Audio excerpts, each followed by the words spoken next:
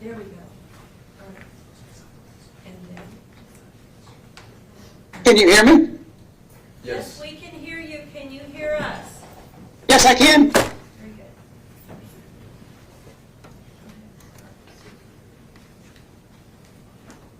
good. Sir, can you see the full Jerry?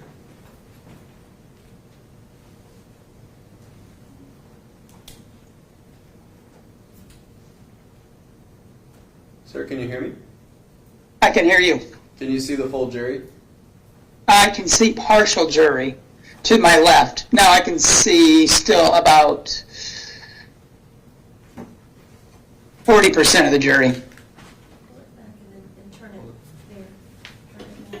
it more. Can you see the full Jerry?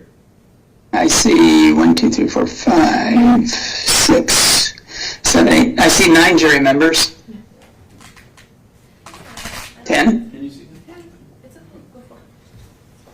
A little more. Just so you don't have to pull back. Okay. Take right here. Can you see everyone? Yes, I can now.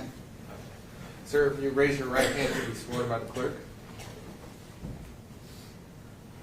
Mr. Stillson, if you raise your right hand to be sworn by the clerk, please. Do you solemnly swear or affirm that the testimony you are about to give shall be the truth, the whole truth, and nothing but the truth, so help you God? Yes, I do.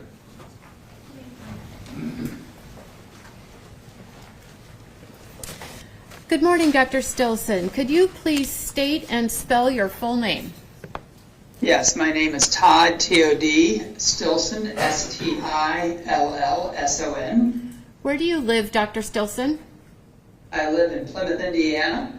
And what is your profession? I'm a family physician Okay. And how long have you been a family physician? for over 30 years. Could you describe, just sort of briefly, what your, can we have an adjustment made to the screen? There's somebody in the lobby. One moment, Dr. Stillson. Okay, no worries.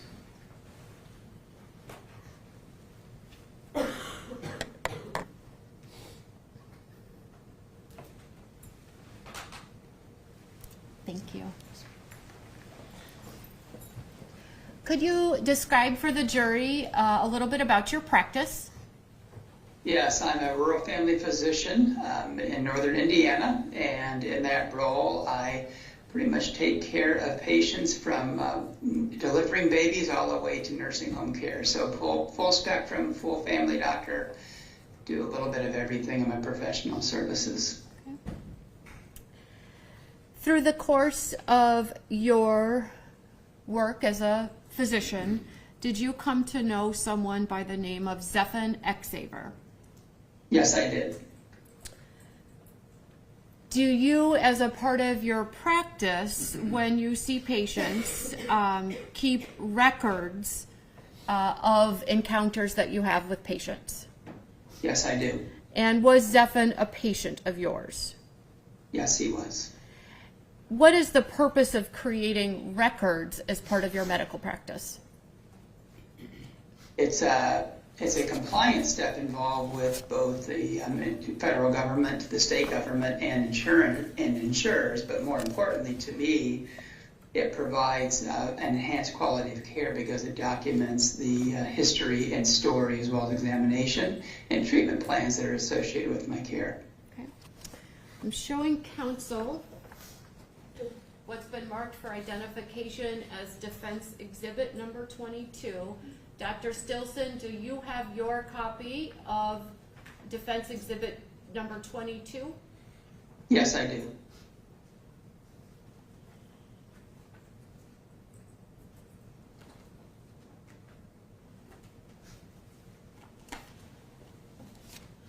Do you recognize defense exhibit number 22? Yes, I recognize this as my medical records. And are those the medical records associated with your care of Stephen Exaver? Yes, they are. In the course of your practice, are there other providers, nurse practitioners, things like that involved in your practice that also make records? Yes, and as you'll note in this record that the jury has, that one of those encounters is with my nurse practitioner, Crystal Horner, who would see a patient periodically in my practice if I was not available. And would the other practitioners who see a patient like Zephan, do they make entries into the records as well? Yes, they are shared medical record, and they will make entries that are shared between us. And do you rely on entries made by other providers as well? Yes, I do. Do you also, through the course of your practice, make referrals to outside specialists? Yes, I do. And do you get reports back from outside specialists? Yes, I do. And do you rely on those reports from the outside specialists in the course of your care as well? Yes, I do. When you have a patient encounter, do you make the record of that patient encounter at or near the time of the encounter?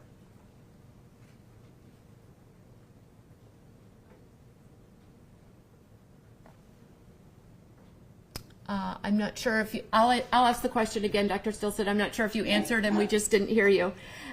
When you make a record, when you make an entry into your medical record of an encounter, do you make that entry into the record at or near the time of the event or the encounter? Yes, I do. Is the person who makes the entry into the medical record a person who has actual knowledge of the encounter? Yes.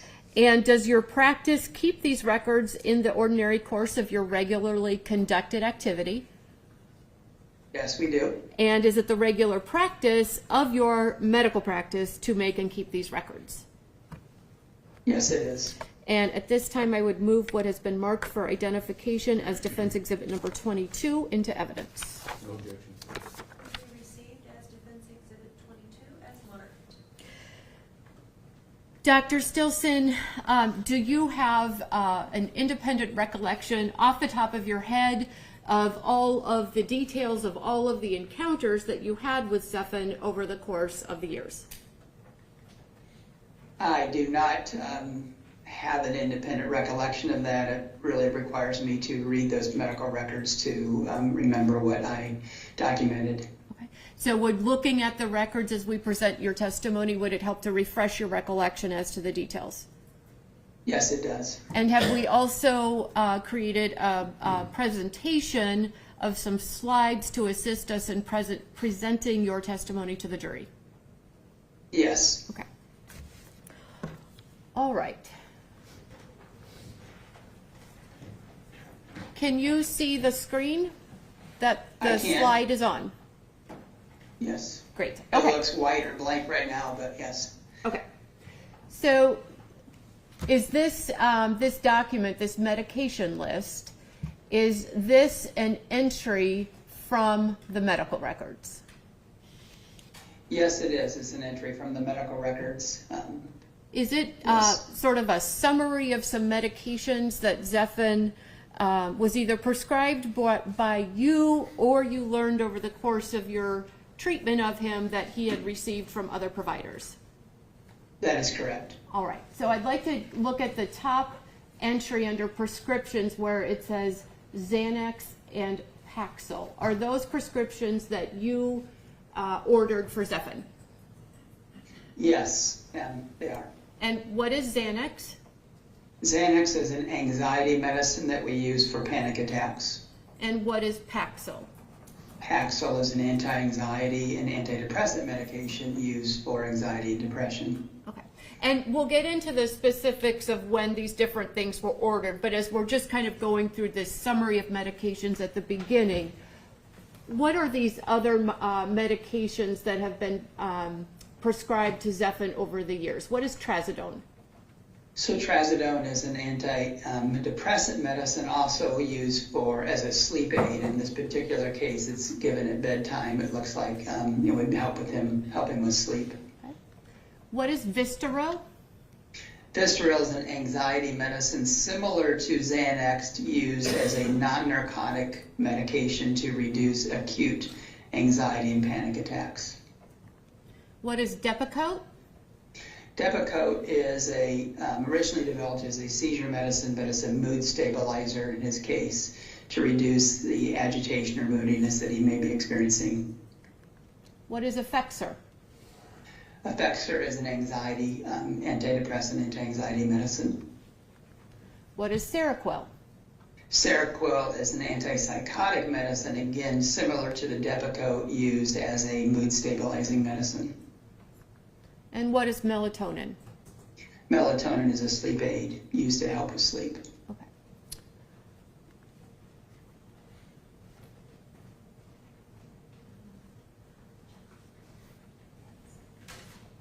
Okay.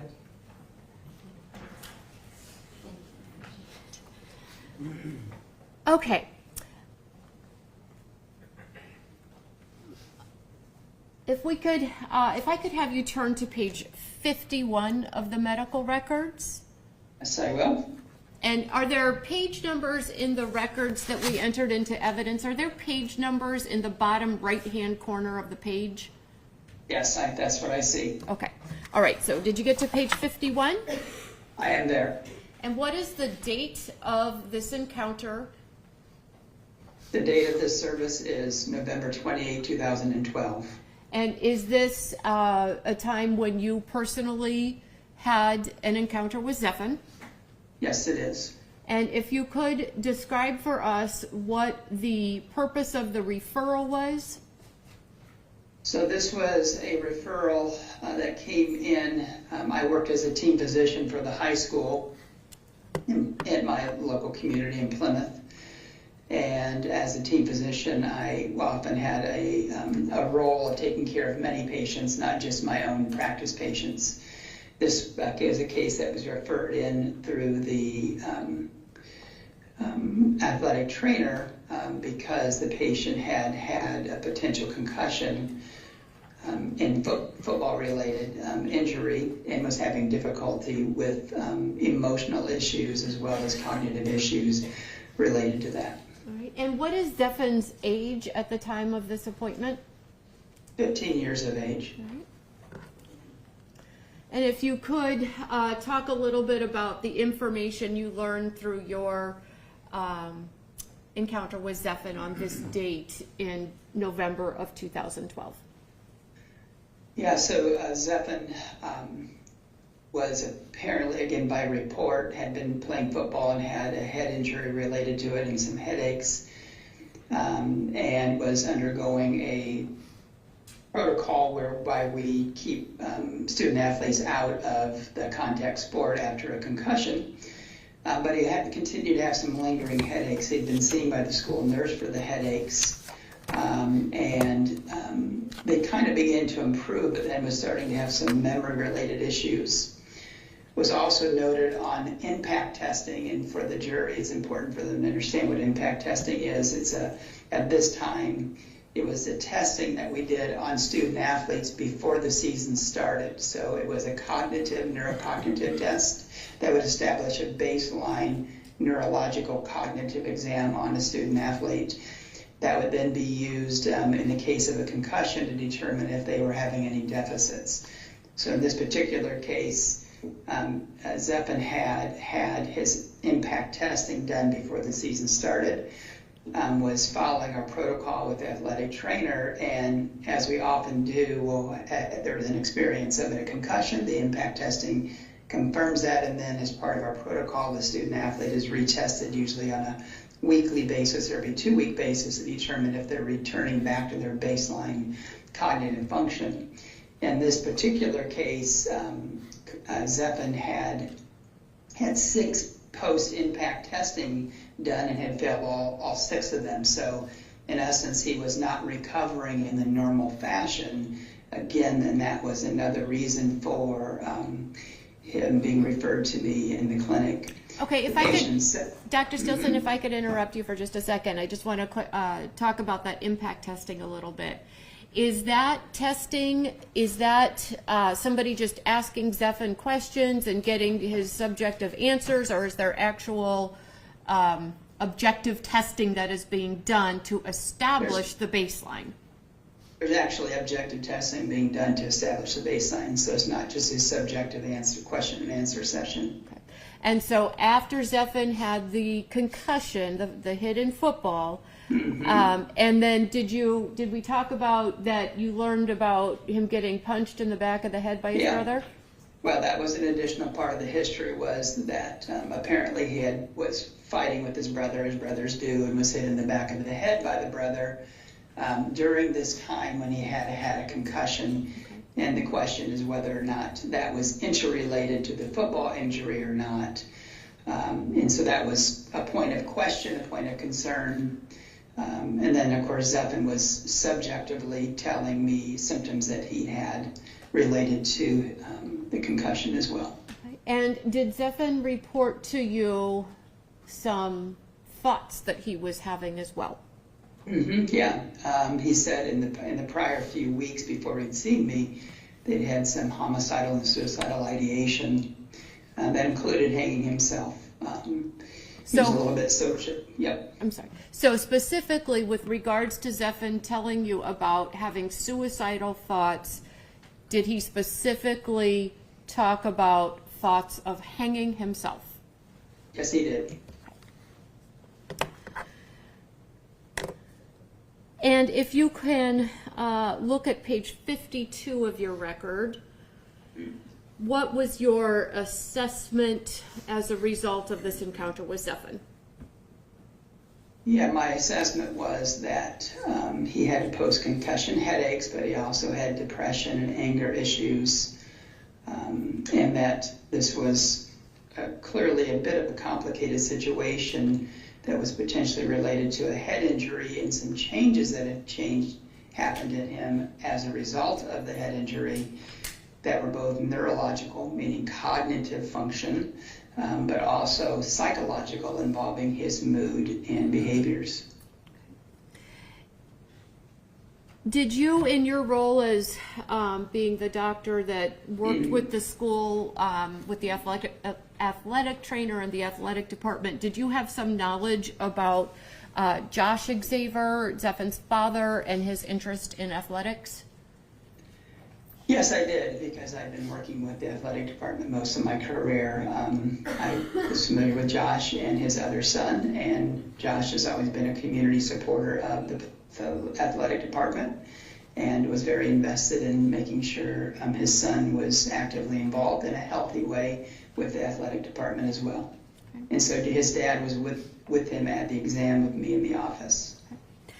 Did you, as a result of your encounter with Zephyr in November of 2012, make some recommendations? And if so, what? Yes, I did. I recommended what's called neuropsych testing, which is a psychologist evaluation to determine what diagnoses are in play. It's a way that we'll use to make confirm the appropriate diagnoses. That whether they're psychological or neurological in etiology. And that was really the question initially that we were trying to sort out with Zephyr, and that was, did he have a neurological disorder, did he have a psychological disorder, or did he have both? And so the neuropsych testing was going to be an important part of that. I put in my note, I suspected that depression was probably playing a role, and that the underlying anger and tensions that he had with his dad in particular, there were some home issues that had been swirling behind the scenes, as well as some self-esteem issues, somewhat sports-related and driven, were also a cofactor. So that's why I also recommended the dad to make an appointment with a local counselor, because of it was clear to me that there were definitely going to be some psychological issues. Okay. And at this first meeting that you had with Zephyr, or appointment where you were getting an idea of what was going on with him, did you at this point prescribe any medications for Zephyr? No, I did not, because my standard approach in this situation would be a therapeutic plan is really based upon the diagnoses that you have in place. And so I wanted to confirm the diagnosis and make sure we really had an accurate diagnosis list in place, and then would develop the plan to be associated with that. However, I knew one of the cornerstones of that plan, because of his suicidal and homicidal thoughts, were to get connected to a counselor, because he needed behavioral therapy for sure. Okay. Then if I could have you turn in the records to page 43. Okay. Did you receive, after you made the referral or the recommendation that Zephyr have a neuropsychological evaluation, did you get a report back that was done? Yes, I referred to Carrie Cadwell, who performed that evaluation on December 12th of 2012, and I did receive that report. And what did you learn from Dr. Cadwell's report? On page 46 is the summary of that report. And according to Dr. Cadwell at the time, she diagnosed him with cognitive disorder, meaning that his cognitive function was not normal. She said it was not otherwise specified. In other words, wasn't sure of the cause of it, as well as anxiety disorder, with some mixed depressive anxiety symptoms. So she had two diagnoses in play. One is cognitive dysfunction, the other is, which is more neurological, and the other is the anxiety depression diagnosis. Now, would Dr. Cadwell have access to that baseline impact testing? Yeah, she would have had some availability to access that. And she said in her note even that she referenced various elements of the impact testing, which is neurocognitive testing. And so, in addition to the baseline, did she also have then her own testing that she did and the results That's of correct. the post-injury testing? Did you learn from her evaluation with Zephyr that there were noted deficits from pre-injury to post-injury? That is correct. And could you tell the jury about some of those deficits, please? Yeah, those deficits, again, based on Dr. Cadwell's evaluation, involved visual perception skills and involved, again, his visual learning and memory were notably affected or influenced by the injury, and the impact testing confirmed that. Okay. And are the deficits and changes in Zephyr that Dr. Cadwell observed and reported on, are those based on some of the objective testing from the impact and from her own testing? Yes, that's from the combination of both of those, correct. And then are there also indications that she gave based on observations and based on reports from Zephyr himself and reports from the parent? That is correct. And can you talk about some of those differences? Can you restate that in terms of what are you asking? Sure. For example, did Dr. Cadwell note that Zephyr became more shy or more socially anxious after the injury? Yeah, that's really part of the psychiatric evaluation and the anxiety kind of notes, is that he had some motor speed, notably some weakness. He had some visual changes, and again some emotional changes that occurred after the injury. Was there particularly some changes in overall mood, especially depressive symptoms? Yes. And was there an increase in nightmares? Yes. Okay. And what was Dr. Cadwell's recommendation based on her evaluation? Yeah, so she had several. They included a comprehensive visual evaluation. Again, that was to make sure there was no neurological disturbances related to the traumatic head injuries. She recommended a neurology consultation, especially one that dealt with traumatic brain injuries. She recommended comprehensive care for the ongoing emotional issues. And then she also recommended case management for home and school. And so, in particular, she was concerned about how this these changes that have happened to him were affecting his academic performance at school. And did she recommend something called a 504 plan be investigated? Yes, she did. And is the 504 plan something with the school system in Indiana for some additional help for a student? Yes, that's an accommodation plan. All right, if I could next have you turn to page 48 of your records. Okay.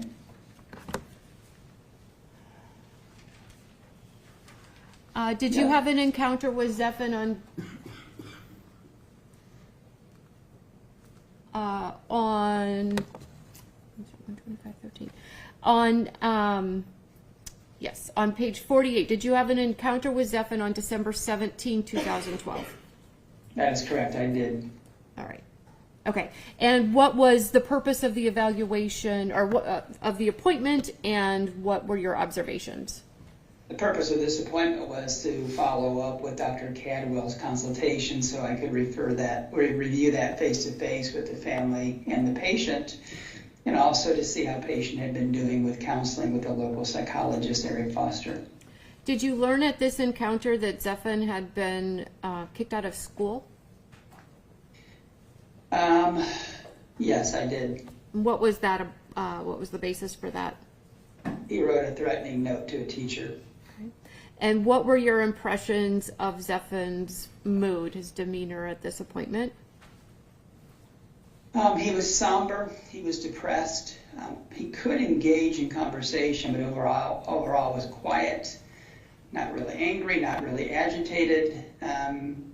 Just sort of somber. Did you learn at this encounter that Zephan's father, Josh, had an approach, if you will, to trying to, do something for his son? I do not recall that in that encounter specifically.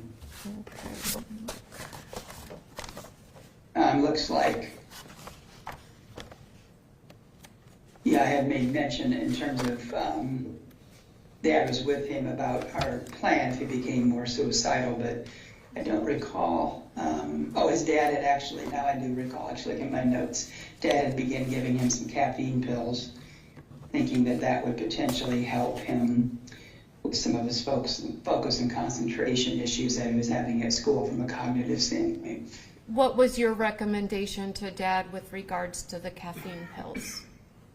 That it was not a good idea to stop it. Did you, at this point, December 17, 2012, did you prescribe a medication for Zephan? Yes, I did. I prescribed a medication called citalopram, 20 milligrams once a day. And what is that medication for? That is an antidepressant, anti-anxiety medicine. Okay. If we could then have you look to page 39 of the medical record. Okay.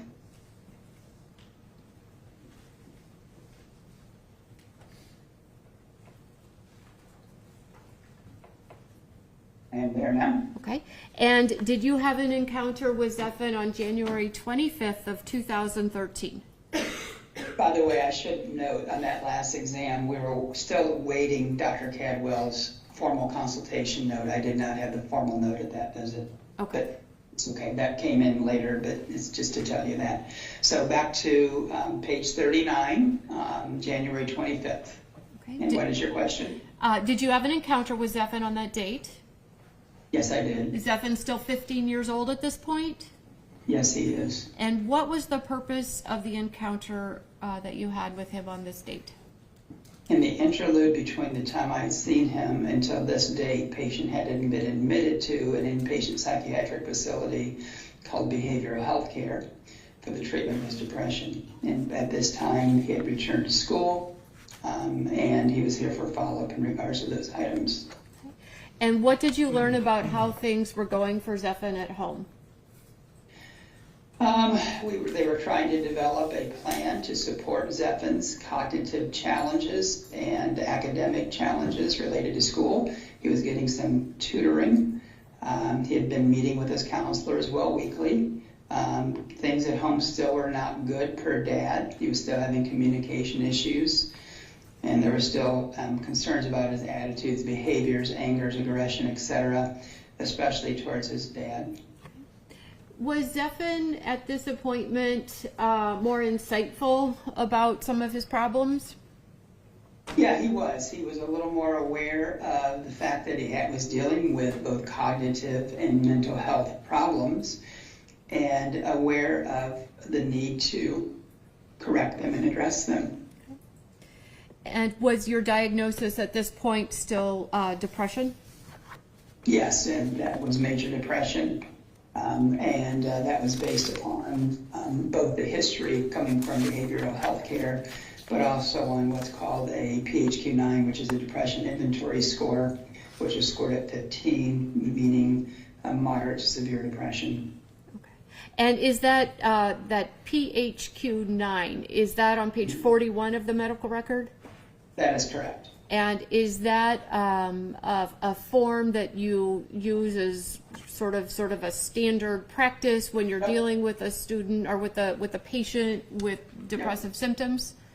Yes, it's a standardized questionnaire used throughout the country for evaluation and management of depression. And what is, if you could just help orient the jury a little bit to a score of 15, what does that mean? A score of 15 is indicative of moderate to severe depression. And so scores typically ranging between 10 to 15 or more moderate, 5 to 10 or more mild, and then less than 5 or 0. Above 15 or more severe. Usually when it gets into the 20s, it's not uncommon to see suicidal ideation and thoughts associated with that. And would it be your practice then to fairly regularly, when you see Zephin, to have this same PHQ-9 form filled out so that you could see where he's at? Yes, it would be, and that'd be the case for most any psychiatric care, anybody taking care of him. But yes, it was my practice. And as a result of this appointment that you had with Zephin on January 25th, was there a change in... If we could just have a moment, sorry. Thank you, Deputy.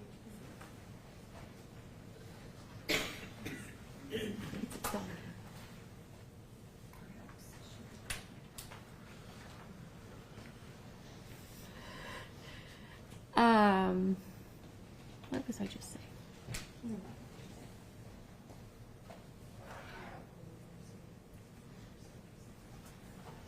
I think I was going to ask you about medication. Yeah. As a result of this appointment on January 25th, was Zephin then on a different medication? Yes, through his admission to BHC at his time of discharge, I believe they had suggested changing the medicine from Celexa that I had placed him on in his prior visit to a medication called Zoloft. And what is Zoloft? Instead. Zoloft is an antidepressant, anti-anxiety medicine. Did you have the records from the Behavioral Health Center? No, I did not. Is that... That's pretty common. Communication gaps exist, especially in mental health care, and unfortunately, the records are often not made available. I may get more verbal reports from the patient or family, and that was the case in this case in terms of the medication. They are not great at communicating. Okay. If we could then look at page 42 of the medical record. Yes. Did you receive a letter from Dr. Strasberg? Yes, I did. I received a letter from Dr. Strasberg, who is a neurologist.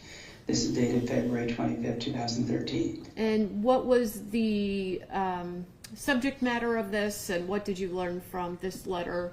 Is this one of the specialists that Zephin would see? Yeah. So this is the neurology specialist that, as you recall, the neuropsychiatrist, our psychologist, had recommended in neuropsych testing to have a neurology consultation to evaluate any neurological issues that were going on associated with Zephin's condition.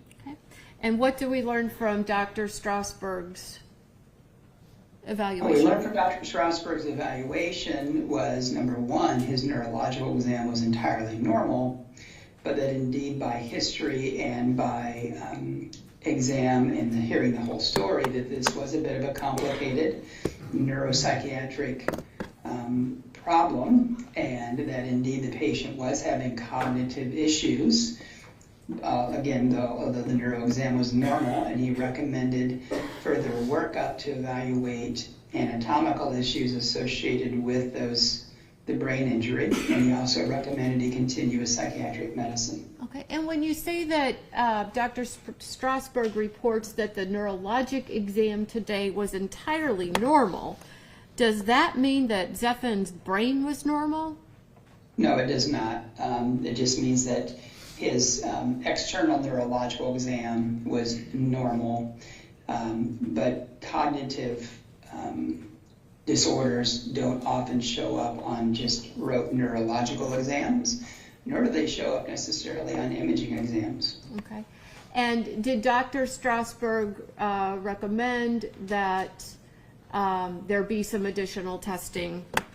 Yes, he did. He recommended an EEG and an MRI of the brain. And what do those two things do? They evaluate how the brain waves are functioning in the brain, checking for classic seizure disorders or other disturbances of the brain wave activity, electrical activity of the brain. Also, the MRI of the brain looks at the anatomy of the brain to see if there were any external or internal evidence of the traumatic brain injury. And Dr. Stillson, how would you describe the imaging, the scanning abilities of things like MRIs in 2013 versus what we have today? Well, today we have what's called functional MRIs or PET scans that are a little more sophisticated in terms of their ability to evaluate cognitive function and brain activity patterns. We've seen a lot of data come forth through soldiers in the field who have had traumatic brain injuries from both sound, artillery, and are learning more and more about traumatic brain injuries. The same thing has happened in the NFL. We're learning a lot more about traumatic brain injuries related to those things. So in 2013, that type of testing wasn't as available. Today it's a little more available. Dr. Stillson, there was a brief moment where your feed cut out and you said something about military that we didn't hear. Can you? Yeah. So the military as well as the NFL have done a lot of studies now that have looked at brain injuries related to military activity as well as traumatic brain injuries from football. And functional MRIs and PET scans have brought a whole new source of data information. That was not available at this time, but it is evolving technology that the jury may be familiar with now, but it wasn't available then. And was it Dr. Strasberg's impression that there was a psychological overlay to what was going on with Zeffen with depression and family issues? Yes, he recognized that there were both things going on, neurological as well as psychological. He was going to stay in the lane of the neurological or cognitive function. That was what his role was, but he recognized that the psychiatric elements needed to be addressed as well. Okay. And then if I could have you look at page 7 of the medical record. Did you receive another report from Dr. Strasberg? I did. This was a follow-up report from Dr. Strasberg. And what did you learn from this follow-up? Well, fortunately, again, his neurological exam remained normal and at baseline. His testing came back normal. And the patient at that time, by his subjectiveness, states that he was not entirely back to normal to his baseline prior to the concussion. He was still having memory issues and cognitive issues. And as Dr. Strasberg pointed out in his assessment, it's difficult to sort out the changes that were occurring because of the concussion, because of the psychological overlay and the family dynamics going on. And so he did not recommend the patient return to contact sports because of that, but there wasn't a whole lot more that he could do to fix or correct what was going on. The imaging that was available then, the MRI and the EEG, were the results of that normal? Yes, they were. Does that mean that Zephan did not suffer a brain injury? No, that does not mean that. Okay. It just means that those tests were normal. But again, as Dr. Strasberg noted, he did have subjective signs of memory issues as well as cognitive elements, and that's why he was sending him to cognitive rehabilitation therapy to try and address some of those deficits. Okay. If we could next have you turn to page 34 of the medical record. Okay. Did you have an encounter with Zephan on April 2nd of 2013? Yes, I did. And was that actually Zephan's birthday? He turned 16? Yes, he did on that day. Okay. And what was the reason for this appointment, and what did you learn? So he was here for a follow-up visit because when I'd seen him last, we had scheduled an interval follow-up visit to check in to see how he was doing. And how was he doing? And at this time, he had transitioned to a new school in Bremen from Plymouth. He had transitioned from his dad's home to his mother's home, and we'd undergone a number of treatment interventions that included his admission to the hospital, to BHC, the psych hospital, had changed medications, had been going through cognitive rehabilitation therapy. And really all of those things, all those changes were meant to hopefully improve both his psychological as well as his neurological conditions. So he was here for follow-up.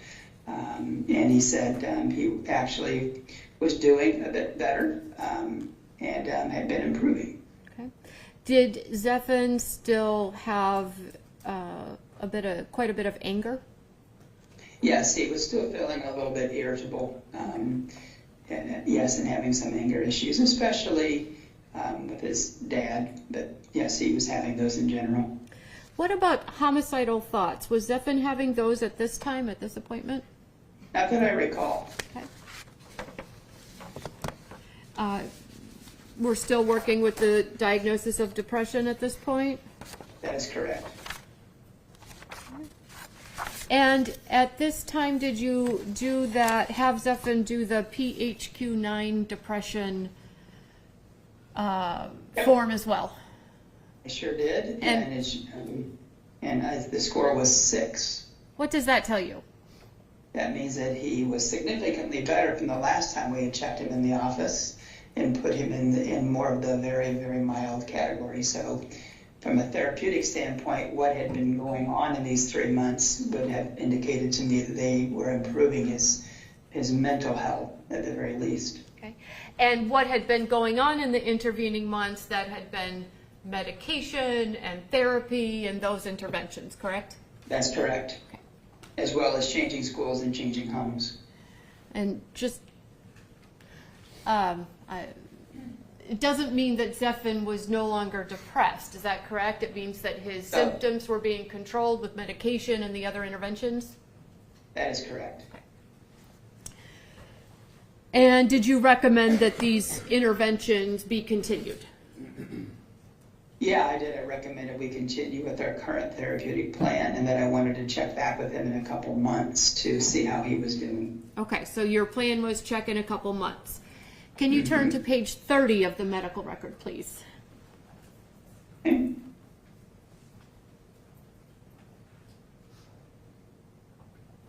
Was Zephan seen again in your office on April 15th?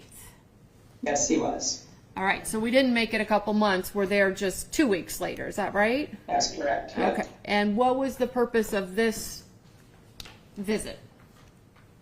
The purpose of this visit was that he had seen his counselor and was just really not doing well at all. And his counselor sent him back into me because he was having suicidal thoughts again. Okay.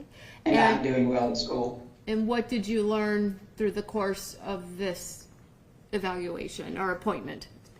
Yeah, what I learned was that his depression really indeed was not doing well, and he was having active suicidal thoughts. He was not sleeping well, and he'd been basically was failing all of his classes at school. Was this a pretty big change from when you saw him 2 weeks earlier? Yep. Yes, it was. And did you have a recommendation and prescribe different medications to try to address these issues? Yep. So as often we do when there is a change that happens and there's a loss of therapeutic efficacy with medication in particular, they made a med change to one called Wellbutrin SR, which is both an anxiety, mostly a depression pill. A little bit of anxiety, but more on the depression side than Zoloft is. And also I gave him some melatonin to help him with sleep. Okay. And did you, was it your recommendation that Zephyr continue with counseling and the other interventions? That's correct, yes. All right. If you could turn to page 18 of the medical record, please.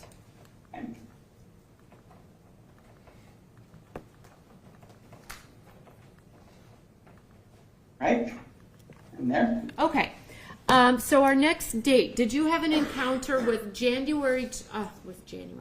you have an encounter with Zephyr on January 23rd of 2014? Yes, I did. So this has been about approximately 8 months now since that last Yes. encounter that we talked about, April of 2013. Yes. Okay, Zephyr is still 16 years old? Yes. And what does he present to you with? He presents to me for panic attacks and anxiety a little bit more, this time, and headaches. Okay.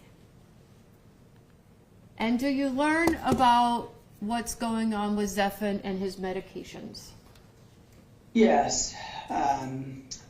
He, again, was having, gotta look back through my notes here to see.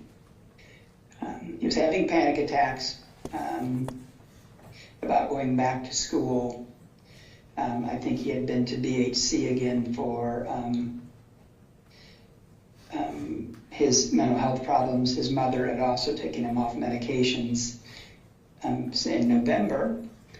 And again, things were kind of spiraling in the wrong direction. Okay, so his mom took him off medications in November of 2013, and now Correct. this is the appointment where you're seeing him just over 2 months later, January of 14. That's correct. He was, and he was starting to have more difficulty with his mental health problems at that time. Okay. And did you have the PHQ-9 depression form filled out? Yes, and it was 14. Okay. And his anxiety score was 16, which again is moderate to severe anxiety. Okay. And what was your recommendation? What did you do as a result of this encounter? Recommendation was to again try a combined anxiety depression medication called Paxil, as well as give him some Xanax because of the panic attacks he was having. Okay, so Paxil and Xanax. And what is Paxil? Paxil is an anxiety antidepressant medication, and Xanax is a anxiety medicine that's used for short term for acute panic attacks. I'd also recommend he go back to see his counselor to do cognitive behavioral therapy for the anxiety, and refer him to a psychiatrist for his ongoing mental health problems. Okay. And so referring him to the psychiatrist, is there a place in that In Marshall, area? yep, in my area, Marshall County, in Indiana, our single psychiatry source is the Bowen Center. Okay. And when you say your single psychiatry source, is that because there are not a great number of psychiatrists in the area? No. Okay. There are not. There's one single source, the Bowen Center. That's it. Okay. And you're referring Zephyr to the Bowen Center, is that because you believed his mental health issues were such that he needed more intensive care? Yes, I did, because of the severity of his PHQ-9 against 7 and because of the reoccurrence of his mental health problems, now the onset of more anxiety, and the fact that we had tried multiple medications up to this point. Okay. as a primary care doctor, you see the patterns and begin to recognize that there are times you need to move somebody onward to a specialist, and it's getting beyond the management elements of a primary care doctor. Okay. If I could have you turn to page 10 of the medical record, please. Okay. Did you have an encounter with Zephan on February 21st of 2014? Yes, I did. Zephan is still 16 years old at this time? Right. And this is about a month since the last appointment we talked about. Yeah. And what was the purpose of the referral of the appointment this time? This time he was following up after another admission to Michigan Behavioral Health Care due to an event that occurred at school. And what did you learn about that? He had been having some dreams that scared him, and he talked about some violent behavior related to the classroom and injuring other students. And so the police were called to take him to behavioral health care for admission and evaluation. Did Zephan tell you about hearing voices? Let me read my note card just to go back and some.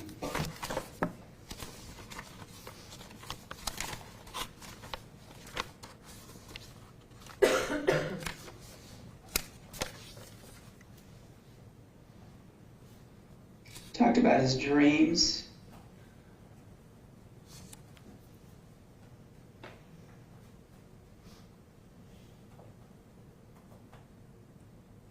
Yes, he admits to hearing voices, stating that if they only say his name, they do not tell him to harm anyone.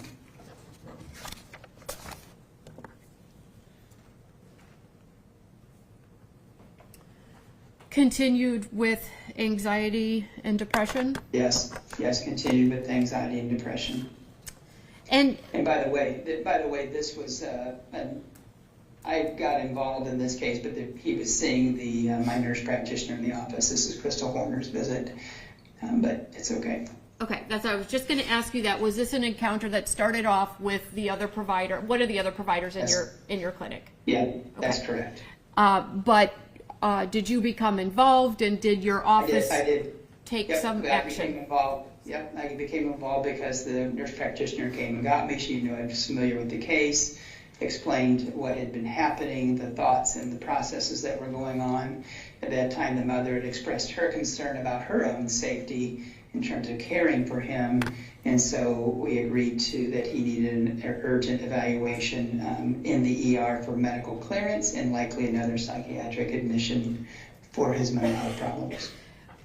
Did Zephan, was he connecting with, was he able to understand the seriousness of his situation at that time?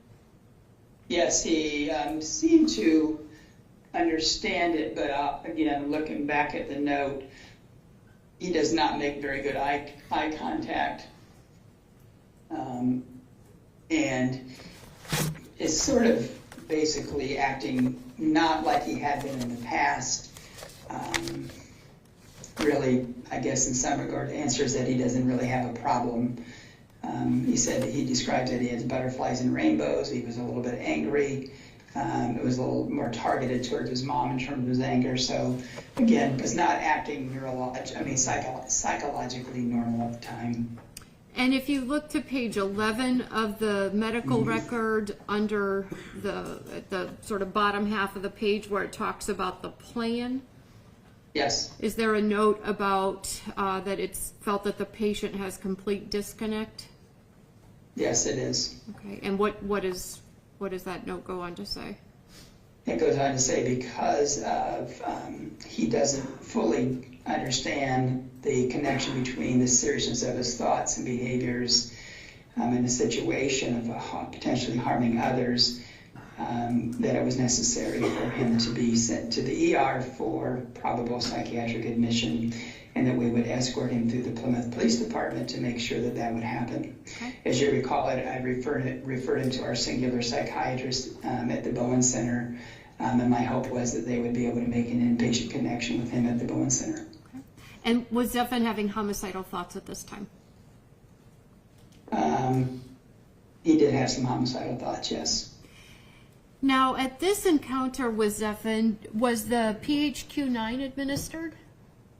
No. Well, let me see. Before I say no. Yes, it was. It looks like my nurse practitioner did do that, and the PHQ-9 score was rated as a 2, and the GAD-7 score is rated as a 3, which is an anxiety score, both of which would be very low or close to normal. Okay, and if I could stop you for just a second, and that is that page 13 and 14 of the medical records? That's page 13 and 14. And so what do you make of these scores being 2 and 3 at... These are self-reported scores. So again, that further enhances the disconnect that the patient had between his own self-awareness, what was happening to him mentally, versus his own kind of self-awareness of how he was feeling. And so to score himself as a 3 and a 2, given the information that we just described, again, you see the disconnect between what's going on with him. Okay. He's mentally not healthy. Okay, and so the extent to which your office believed he was unhealthy, you thought this patient should not go home, this patient needs to go with the police department to an emergency room because he needs acute care. Is that accurate? That's correct. Those PHQ-9 and GAD-7 scores were not really considered valid because of his disconnect. Okay. If I could then have you turn to page 16 of your records. Okay? Yes. What is this on page 16? This is a cry for help from the family, as they recognize that this child, or a young person, not child, young adult, continue to have psychiatric problems that seem to be worsening or progressing. Either the mom or dad felt like they could capably take care of him. He had multiple admissions, been on multiple medications, and it was felt for his safety and well-being that he would best be connected to a residential treatment facility where they could both work on schooling, cognitive skills, as well as his mental health skills. And so this was a letter to a place called Gibalt Children's Services that provided those types of comprehensive services in a safe environment. Was it your recommendation and your request that Zephyr be engaged in inpatient residential care? Yes, it was, because he had reached his therapeutic endpoint that I could provide for him and that his parents could, as well as an outpatient therapist. And it just wasn't viable for him to be permanently in an inpatient psychiatric facility. The hope was to place him in a safer environment to get longer-term neuropsychiatric care. Because you believe that that's the care that Zephyr needed? That's correct. I do not have any other questions.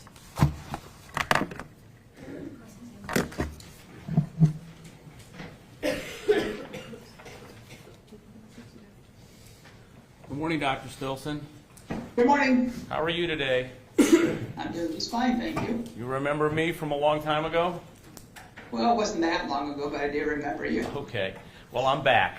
Or Yeah. you were back, one of the two. Yes. I wanted to follow up and, quote, cross-examine you on some of the things that the defense has asked you about in front of the jury.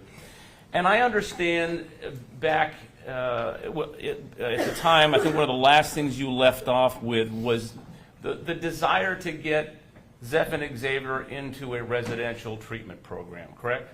That is correct. Now, is there a reason why people can't get into residential treatments because of their behavior rather than, let's say, a lack of beds or a lack of insurance or things like that? Well, I'm not an expert in residential treatment facilities, so I will conjecture that there are certain behavioral qualifications that are required for them to provide care that is considered rehabilitatable, meaning that they could do some work with them in the long run. As an example, if there were severe cognitive deficits, then that would not be considered a rehabilitatable person. Same could be said for unstable psychiatric conditions. How about, well, in the records that you've referred to, one of the things that happened back in December 12th of 2012 is Mr. Xavier was sent for some psychological testing because of the suspected concussion in his head. That's correct. In that report, and I think the jury's already seen that, I made my own little notes here. This is from Dr. Cadwell. Yes. At the bottom of the first page, and I'm kind of giving you, I'm not sure if you can follow along here. It says, within the domain of ODD symptoms, the client appears to have a significantly greater likelihood of losing his temper as well as arguing with adults and blaming others compared to the client's pre-injury behavior. What does ODD, and for the record, that's Oscar Delta Delta, what does that mean? Oppositional defiant disorder. And what is that, doctor? Oppositional That is a defiant? that is a personality disorder that is part of a psychiatric diagnosis. Okay. And what does one expect? I mean, since it's in the record, obviously that was sent to you. What is a oppositional defiant disorder? Is that basically somebody that won't behave themselves and they rebel against authority and things like that? That is correct. So would that be someone who would refuse to do their homework, for example, in school? Could be any number of behavioral elements that it would impair. Sure. From taking medicine to doing homework to listening to authority, any number of things. Okay, like listening to your parents, That's correct. going to school, Correct. taking your meds, Correct. things of that nature. Yes. Now, if someone had oppositional defiant disorder and was a violent person, so in other words, not just passive aggressive, I'm not going to do it, but actually had some violent tendencies, would that inhibit that person from being able to be admitted into an inpatient treatment facility where there are other people there that might be harmed?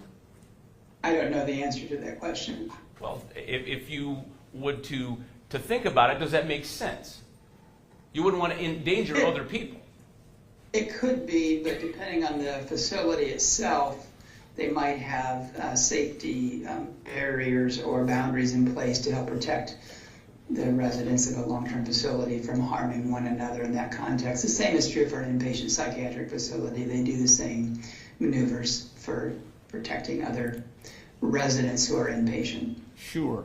Now, at the time that you had written your letter, the cry for help to get Mr. Xavier potentially into an inpatient residential treatment, would it be fair to say that Mr. Xavier had already threatened to kill people, to kill his father, to kill his classmates, things of that nature? We have a beep on the screen. Excuse me, doctor, we have a little thing popping up on the screen from time to time, so I'm not ignoring you. Don't worry.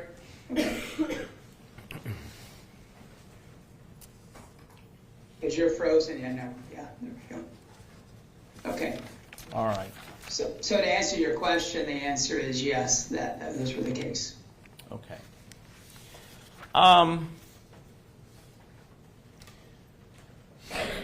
Let me change the subject a little bit now toward Zeph and Xavier's parents. Okay. Now, you have been Mr. Xavier's primary doctor since he was a little kid. Is that correct? Stephan, you're talking about? Yes, Zeph. Yes, Zeph and I have been his doctor for not his entire life, but a good portion of his life up to this point. So your records, that at least that I have, go back to 2004 when he would have been about, I don't know, what, 6 or 7 years old? That's correct, yeah. And you have a list of all the vaccines that he's been given. Yes. And it appears that he came to you fairly regularly, like a yearly kind of a checkup for most of his Yes, he did. Okay. Mm-hmm. And And that would have been his parents. Presumably he wasn't driving back in those days, so his mom or dad would. Sorry. He had very engaged parents. Okay. Who did bring him consistently for his care. Okay. And so now I want to pick up after that. That was kind of regular kid care growing up with parents. And what the defense asked you a lot about was kind of from this period of time from December of 12, because we saw the records up here, that would have been initially about the mood change because of the concussion, right, through this last letter that you wrote, which would be correct, February 14th of 2014. So we have kind of that year and a half-ish, December of 2012 through all of 13, and then February 14th of 2014. That's the time period, right? Yes. Now, after February of 2014, your records don't go any further than that, do they? Correct. Okay. So during that time of kind of crisis, that family problem, we've got all these anxiety, depression, the stuff you've talked about, they continued to bring Mr. Xavier to you for your counsel. Yes. Yes. They also, on your recommendation or your referral, they brought him to Dr. Codwell to do what you recommended. Yes. There was a recommendation of a neurological consult from Dr. Cadwell, and he was brought to that, correct? That's correct. And once that once the neurological consult with Dr. Strasberg, Dr. Strasberg said, well, now we need an MRI and EEG, right? Correct. Now, we talked about those, and apparently you received a report, so they brought him to those. Yes. There was a recommendation for the Bowen Center, and I'm not sure if your records contain Bowen Center, but certainly you recommended that, and if there were records or references to the Bowen Center, that would have been something that would have had to go to. Correct. Your notes are also peppered with Mr. O'Connell, I guess, as a therapist. Yes. And you all had some dialogue back and forth about them going to counseling. And the various degrees of success or not, but my point is there was that opportunity to report. And then finally, a couple of visits to the Michiana Behavioral Health Center for kind of a crisis intervention situation. Correct. So as the primary doctor, probably the guy that had the most contact and or interaction with kind of getting the big picture of everything. Yes. Did Zephin, I mean, you said there are limited resources in Plymouth, certain limitations. In fact, that's why they call you a rural doctor, because you go from delivering babies to geriatrics when you're 100 years old. But as far as that community of Plymouth, is it fair to say that those parents tried all these different things and followed all these different recommendations that would be what was, your recommendations? Absolutely. Yeah. So their compliance was there. Okay. You literally said they were and then I'm sorry. froze. Yeah. That's so not you. Their compliance with recommendations and their commitment to helping their son get better was consistent throughout. Okay. All right.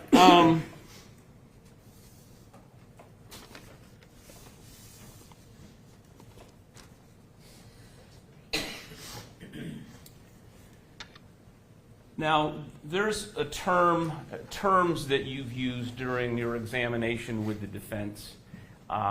There's objective testing. Yes. And then there's subjective testing. Correct. There's objective information that you can receive, and then there's subjective information you can receive. Is that fair? Yes, that's correct. So when someone, and now this is a hypothetical, you're a doctor, so I can ask you hypothetical questions. So if I come into your office and I say, doctor, I've got the worst headache I've ever had in my life.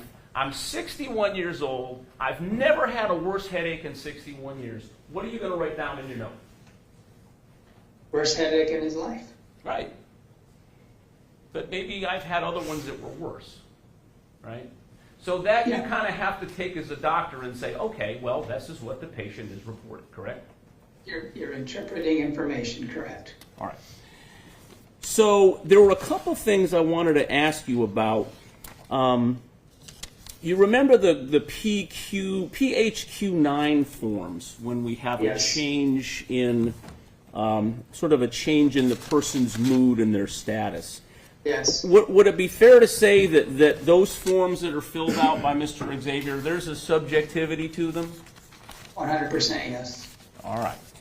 Now, in one of those forms, I remember that he was in pretty poor spirits one day, and he filled out the form. He got a 15. Mm-hmm. That was on 1/25/13, I think was the date. Yes. And he filled out a bunch of stuff. And just so we have some idea, this is this PQ9. Yes. 1, little interest or pleasure in doing things, and you can have a 0, a 1, a 2, or a 3, and he checked a 3. Trouble falling or staying asleep or sleeping too much, you can check 0, 1, 2, or 3. Questions like that. So he was in kind of tough spot right then. But then the next time, which would have been April 2nd. So we had, remember the defense asked you, it was kind of a little bit of a leap there. It was a couple of months. All right.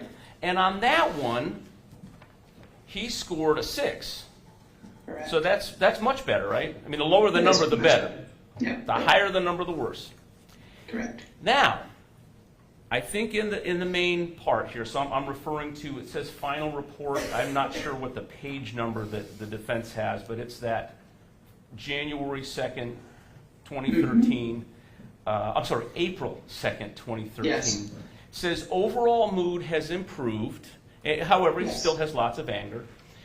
At that time, your note says he's now moved to Bremen and living with his mom. Yes. Now, who's the one that he had a real problem with? Dad? His dad. Yeah. So now he's out of his dad's house, and we've already been told the dad is really bossy and makes him do chores. That would probably put you in a good mood. And by this time, he doesn't have to play football anymore, does he? Correct. That's something he apparently didn't want to do. Correct.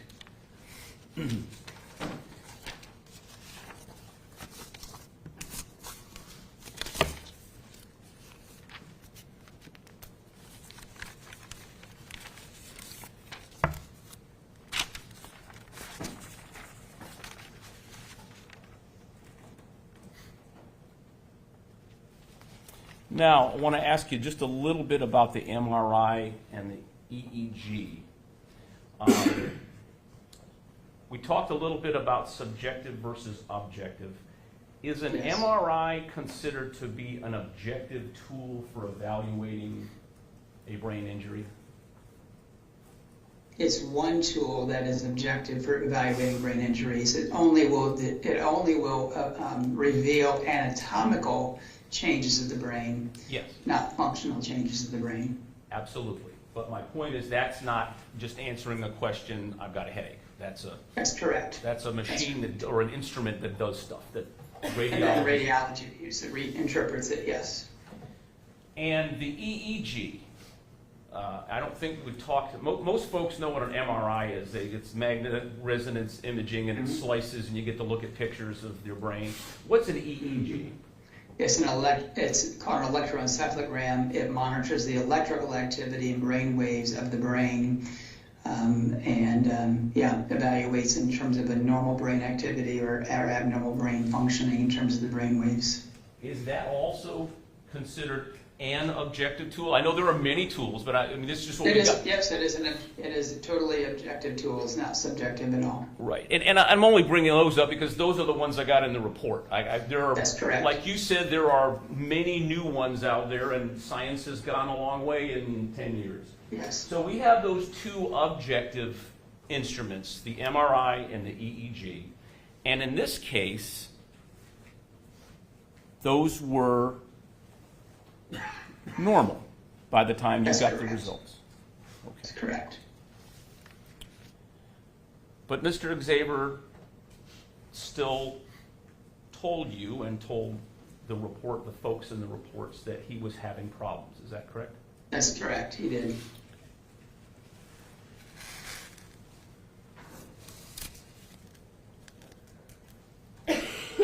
I don't have any other questions. Thank you very much, Dr. Stillson. Thank you.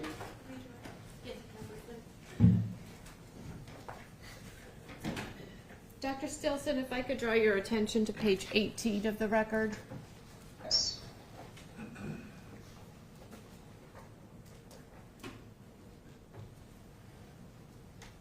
Okay. All right, gotta get to the right slide. Just one moment. Page 18. The state asked you a question a moment ago about this diagnosis that Dr. Cadwell talked about some symptoms of. And Correct. they asked, and he said something about if a teenager refused to take his medications, could that be a symptom of oppositional defiant disorder? Do you recall that? Yes, I do. Okay. If you could look at your record from page 18, did Zephan Yes. refuse to take his medications? No, his mother took him off medications, Okay. but he didn't refuse to take them. Thank you. That's all I had. This be excused? Yes, Your Honor. Sir, you are excused. You are free to go about your business. You may disconnect.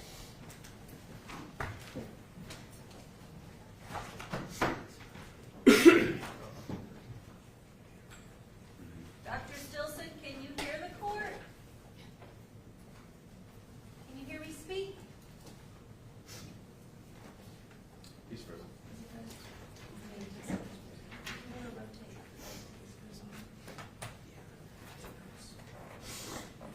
Am my part done now? You are done, sir. You may disconnect. You are free to go about your business. Okay, thank you. Thank you, sir. And with that, ladies and gentlemen, let's take a morning break. All rise for the exit of the jury.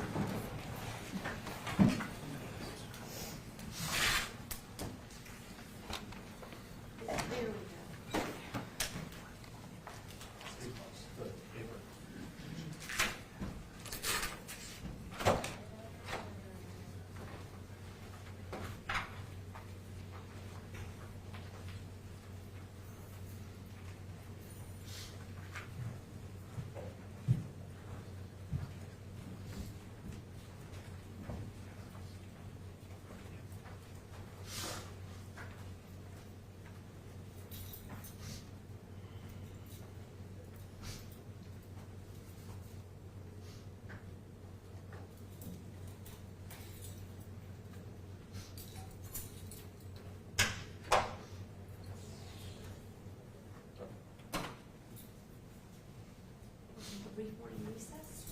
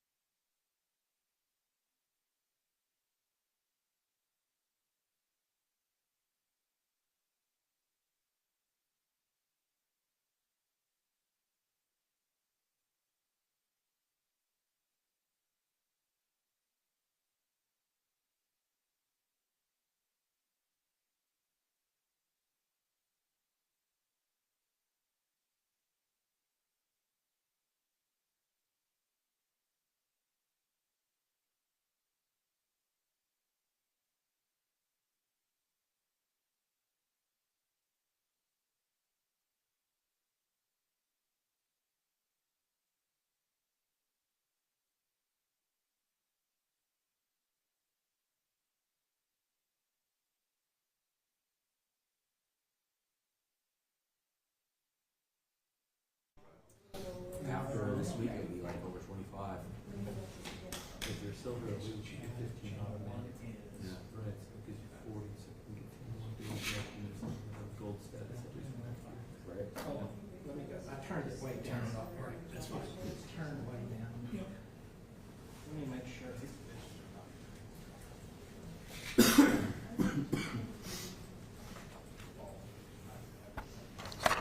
Testing 1, 2, 3, 4.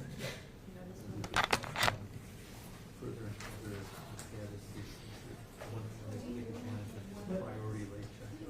Right. It's very helpful. We run into a study where you've got an idiot behind you. There must be. I don't have any late check on here. No, it's guaranteed. Yeah. Not at this location. I was like, all right, we're going to get better. Is that big of a deal that I'm up there?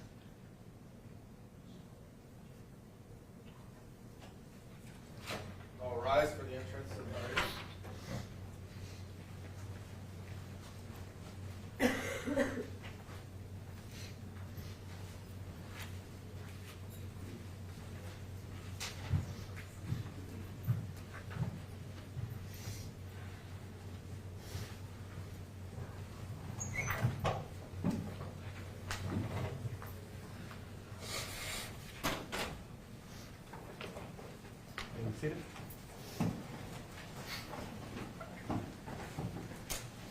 Defense is next witness. Dawn Campbell, she is remote. She'll please help us.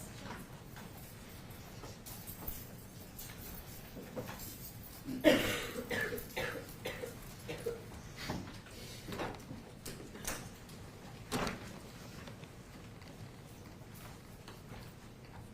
just a little bit. That's about right. So, then the witness and then play the court.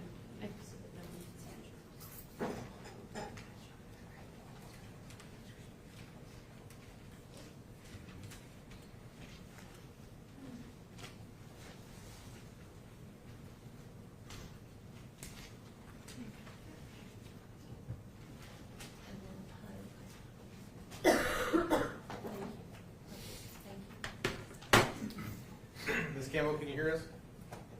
Yes. Can you hear me okay? Yes. Can you see Yeah. the jury? Yes. Madam Clerk? Ms. Campbell, if you'd raise your right hand if you're sworn. Do you solemnly swear or affirm that the testimony you're about to give shall be the truth, the whole truth, and nothing but the truth, so help you God? I do.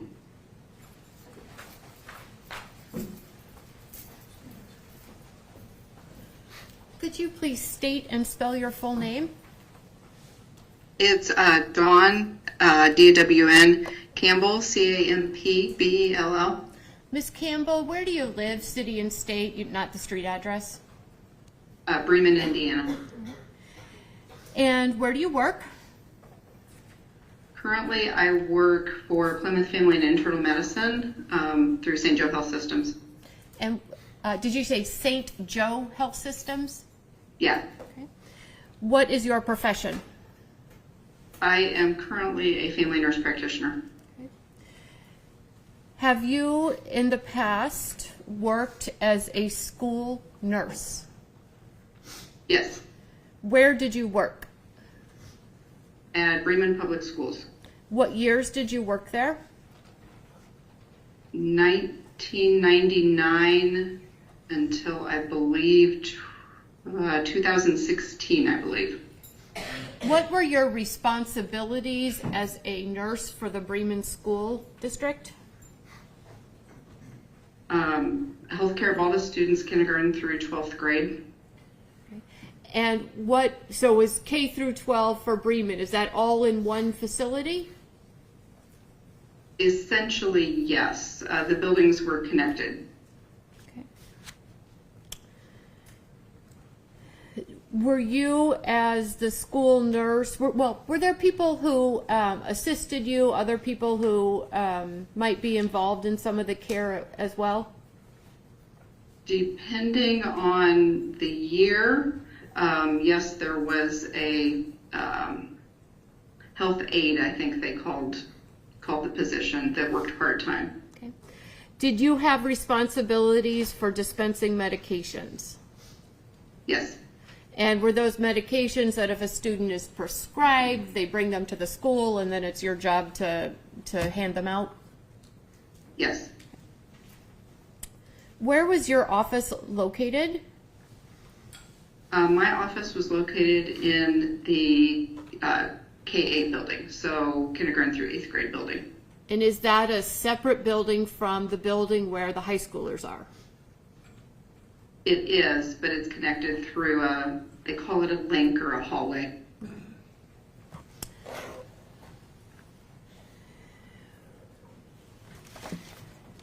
In the course of your work as a school nurse, did you have a system to make notes for when a student would come to you and you would have an encounter with the student? Yes.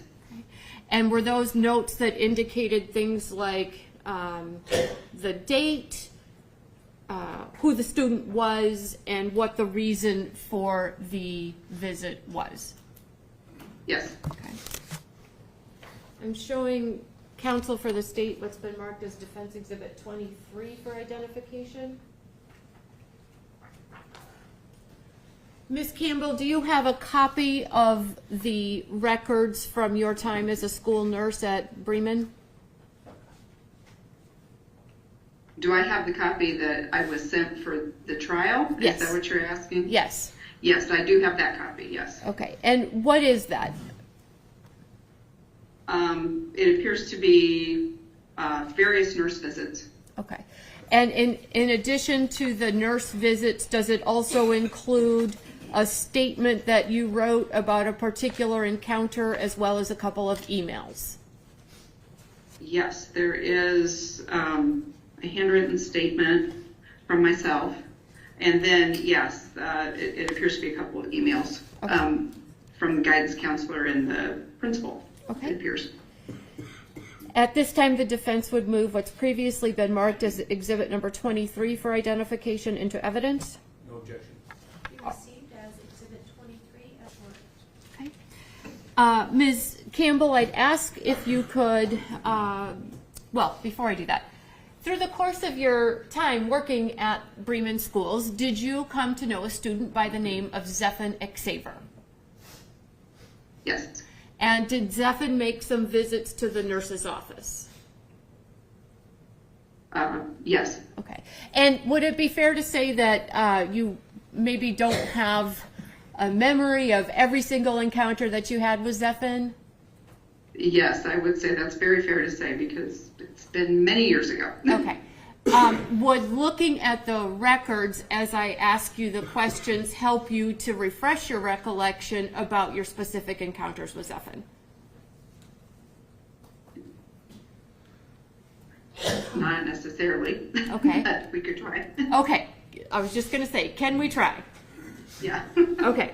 If you look at the record, did I already admit? Okay, thank you. If we look at the record, the first page, did you have an encounter with Zephan on February 12th of 2013?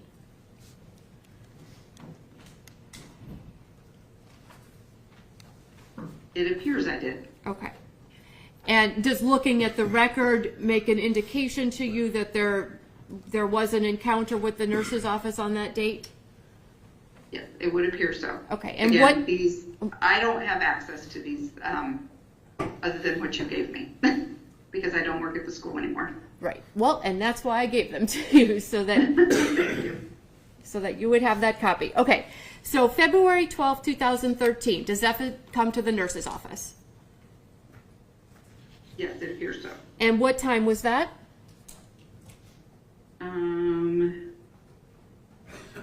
It would appear 10:36. And is there a section on the nurse's note that says what the complaint is? Yes. And does complaint mean sort of the reason for the visit? Yes. All right. And what was Zephan's reason for the visit on that date? It says tired. And what was what did you do and what was the outcome of the visit? This one says medicine and rest in the high school. Okay. And then the outcome says return to class. Okay. On that same page, is there another note from March? Is there a note from the date of March 21st, 2013? Yes. And what grade is Zephan in at this time? It says 10th grade. Okay. And what time did Zephan report to the nurse's office on February 21st? Or excuse me, on March 21st of 2013? It says 10:44. And what was the reason for the visit? That was headache. And what was the outcome? Return to class. Okay. If you could turn to the next page, was there an encounter that you had with Zephan on April 8th of 2013? It appears so. And what time was that? That was at 2:21 p.m. What was the reason for the visit? It says lack of sleep. And what was the outcome? He returned to class. On the lower part of that page, was there a visit that Zephan had to the nurse's office on December 9th of 2013? Yes. What time was that? 10:55. What was the reason for this visit? This says bruises on arm. Okay. And what was the outcome? Return to class. Okay. Did Zephan have a visit to the office on January 9th of 2014? It appears so. What time was the visit? 1:40 p.m. What was the reason for the visit? It says headache and panic attack. And the outcome? Return to class. Okay. And then January 15th of 2014.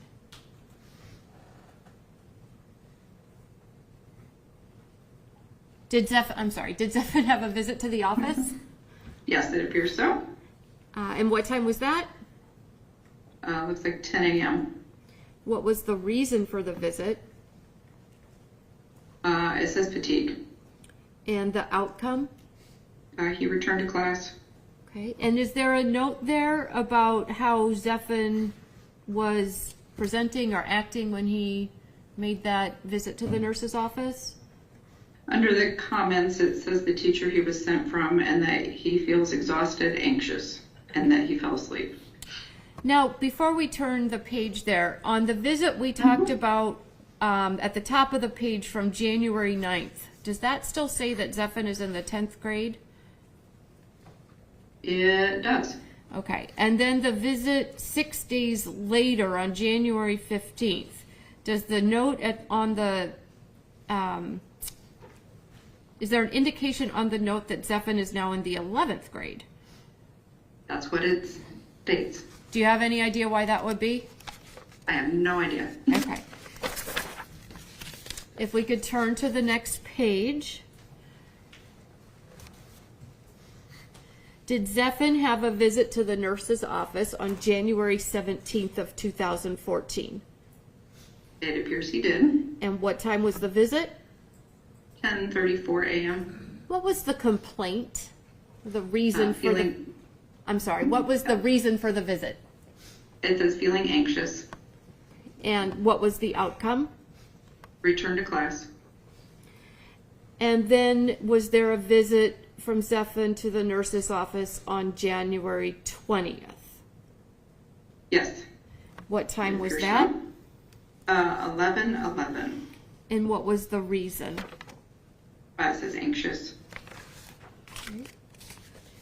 And what was the outcome? It didn't list an outcome, just that he went to the high school to rest. Okay. Now, next in time, in the next page, was there an email that was sent that you were one of the recipients of on January 20th? It appears so. Okay, so we talked about that Zephan's visit to the nurse's office on January 20th was at 11:11 a.m. Was there an email sent at 11:35 a.m. that same day regarding Zephan? It appears so. Okay. And was the email from Bruce Jennings? It appears so. Who is Bruce Jennings? He was the high school principal at the time. All right. And then the email is sent to Melissa Mangus. Who is that? She was the high school guidance counselor. Okay. And then the email is sent to yourself, right? Correct. A Miss Creighton, Creighton. Who is that? She was, I think her title was administrative assistant for the principals. Okay. And then also the email is to Andrew Rohde, Rohde. Who was that? He was the high school assistant principal at the time. Okay. And what was the subject of this email? It just lists his name in the subject. Okay. And what did Mr. Jennings, the principal, say to you and the others in this email? This copy of this email says that he's concerned about his emotional and mental stability. Okay. And does he talk through the number of visits, or is he concerned about in the short amount of time that Zephan has been there at the school that, you know, there are some things happening and that he's been having multiple visits?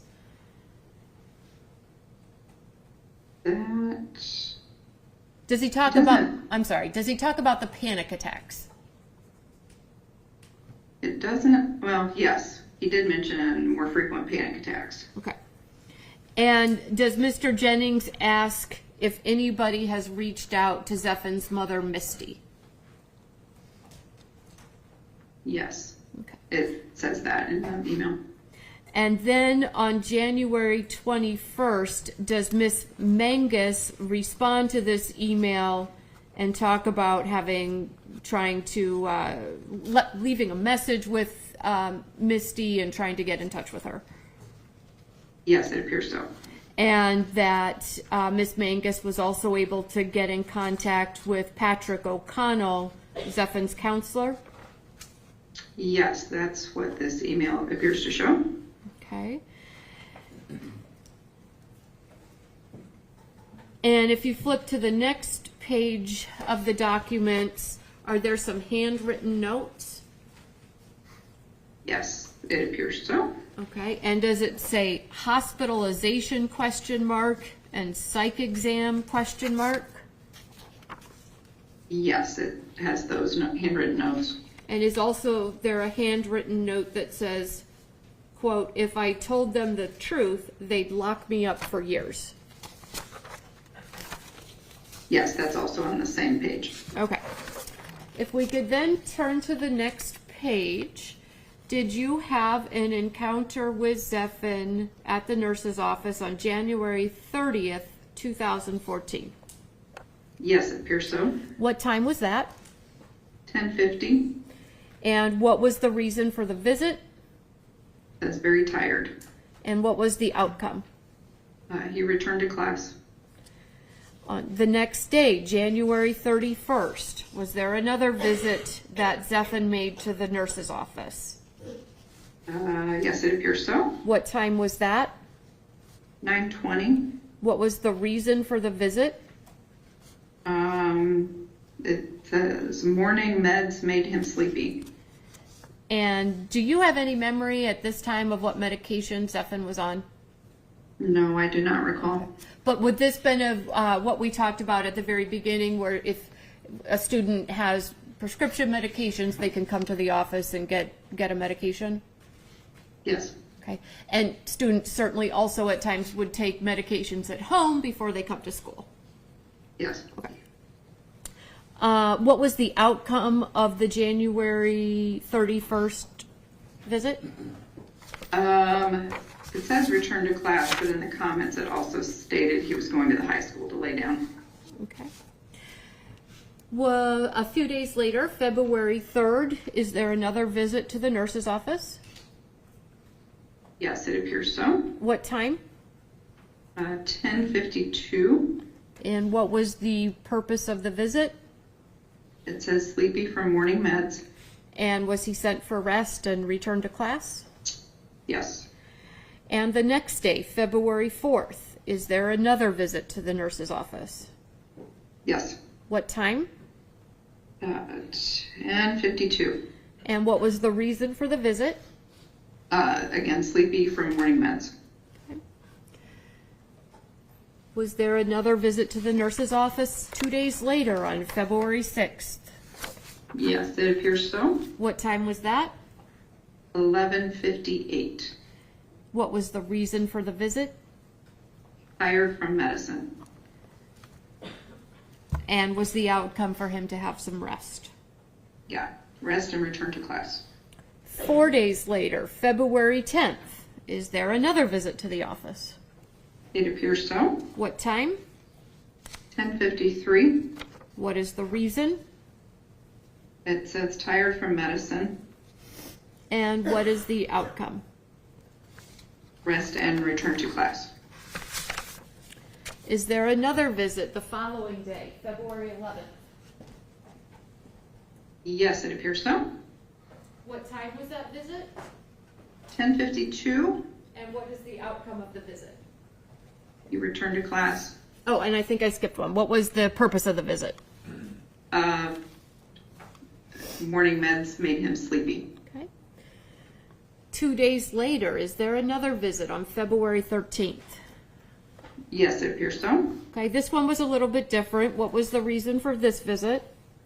The complaint says hurts to breathe. And what was the outcome? He returned to class. Okay.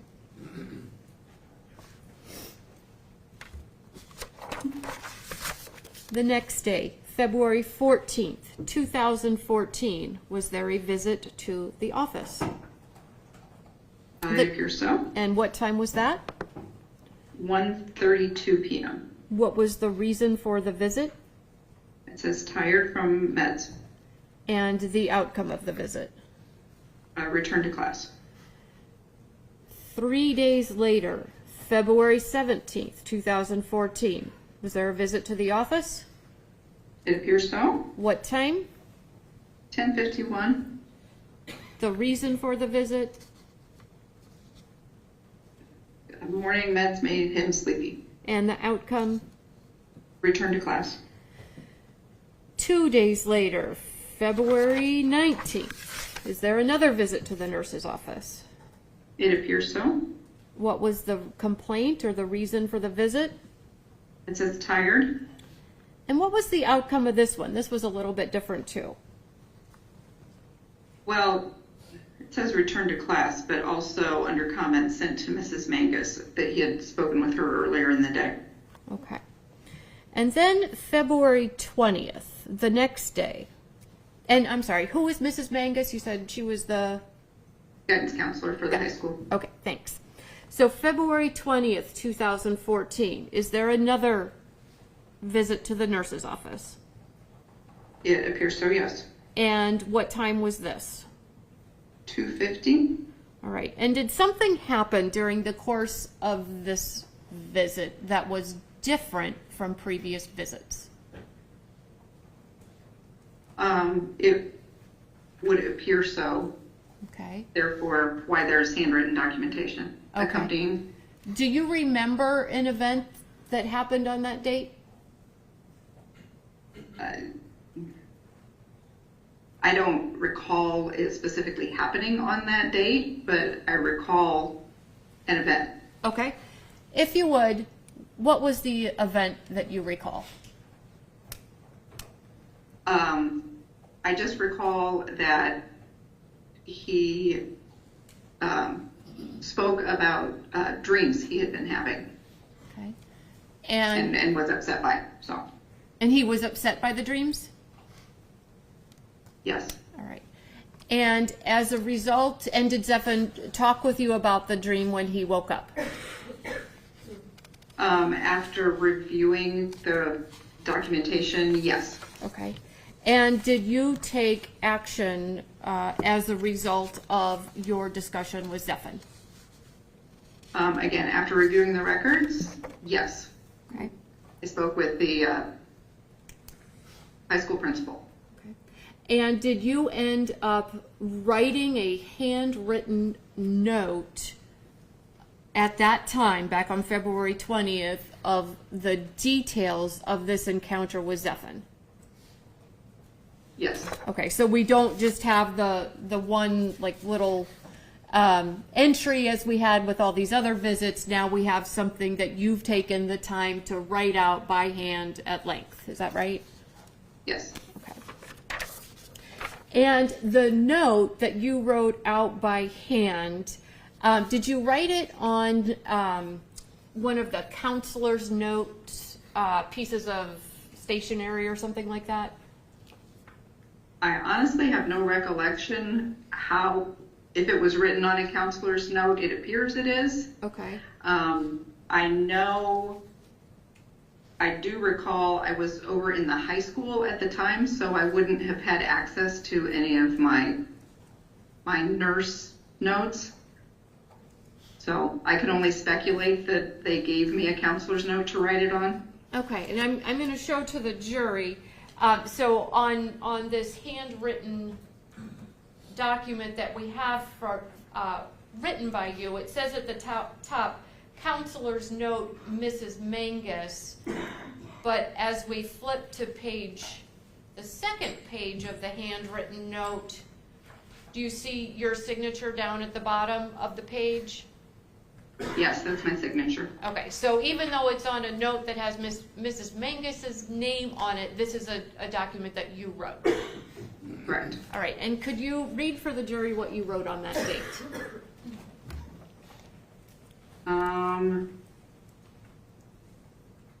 So at 2:45 p.m., a student came to my office stating that he needed half a Xanax. He had taken one tab at 8:30 in the morning. Given to the student in question if something was wrong, he reports feeling weird and angry, but not sure at who. He then reported he had been asleep on cot in the high school office. When he woke up, he had a dream that he said he was worried about. When I asked what he was worried about, losing my place, sorry. When I asked what he was worried about, he said that he might hurt people, even people he likes. He then described his dream. He went into the classroom and barricaded the door with desks. When there were no more desks, he broke people's necks and killed them. He then described tying other students up with rope and made them watch while he broke bones of other students and cut off their fingers. He visibly became increasingly agitated while telling me this. He then said there are a lot of people he doesn't like, but he doesn't want them dead. Although he said he would be okay if his dad was dead. When suggested to student he should go back to the high school, he stated he was afraid of what he might do and got out his phone. Students were dismissed and hallways became very loud. He stated he really likes little kids, but these kids were bothering me. At 3:12, he realized the high school had dismissed and he left my office. I immediately notified the high school office and Mr. Jennings, the principal, who contacted the police. Mom also came in and talked with Patrick O'Connell, who is working with a student. Patrick suggested,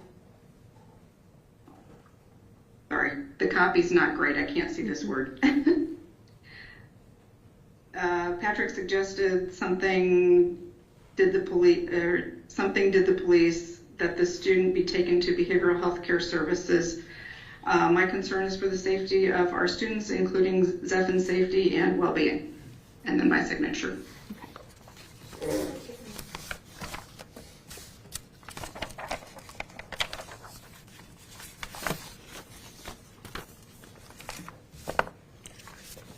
Okay, if we could turn then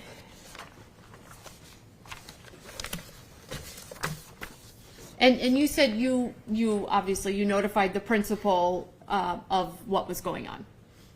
Correct. Okay. If we could turn to the next page of the record.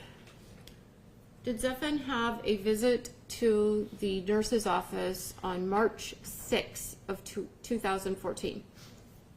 It would appear so, yes. And what time was that? 12:30. And what was the reason for it and the result? It says stomach ache, and he was sent home. Okay. And then if you could turn to the next page of the records. Is there another email from Bruce Jennings, the principal, from Monday, March 31st? It would appear so, yes. Okay. And were you one of the recipients of this email? Yes, it appears so.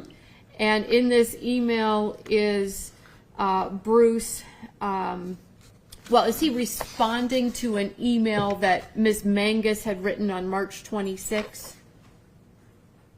It appears so. Okay. And did Ms. Mangus have concerns about Zephin being in the building and being in the school?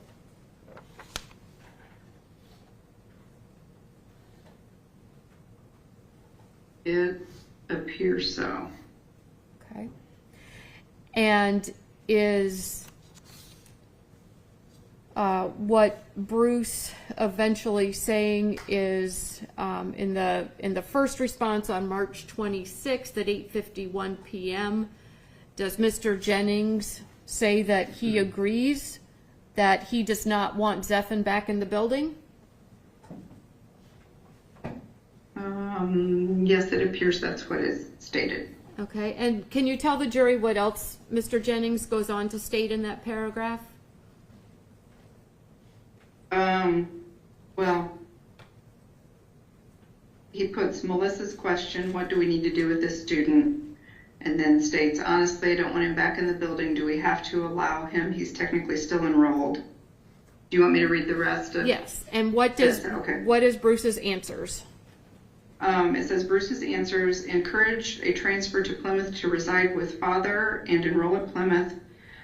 I agree that I don't want him back in our building. However, on what grounds do we exclude him from Bremen High School if he wants to come back? He had a violent dream that he shared with our school nurse. He did not make a direct threat to anyone here at school. Miss Campbell, I got to stop you. I need you to slow down. Of course. I need you to slow down a little bit. Sure. Do you want me to start that? If you could paragraph start again? with the I agree that I don't want him back. Okay, sure. It states, under Bruce's answers, I agree that I don't want him back in our building. However, on what grounds do we expel/exclude him from Bremen High School if he wants to come back? He had a violent dream that he shared with the school nurse.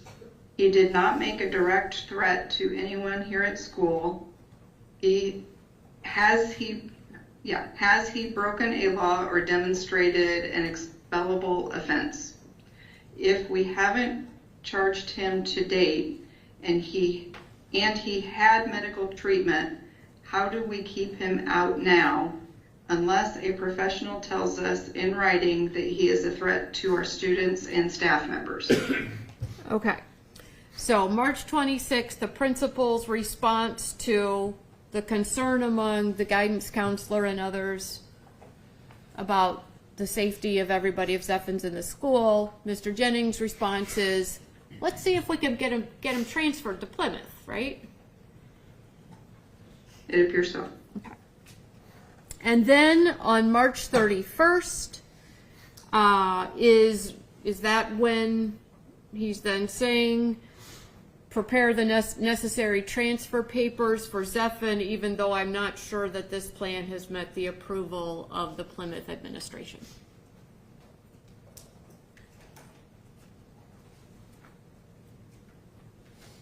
It appears so. Okay. And he's saying, Yes. Zephyr's mom, Misty, is coming to turn in the computer or do the final paperwork to get Zephyr disenrolled from the school. Yes, that's what it states. Okay.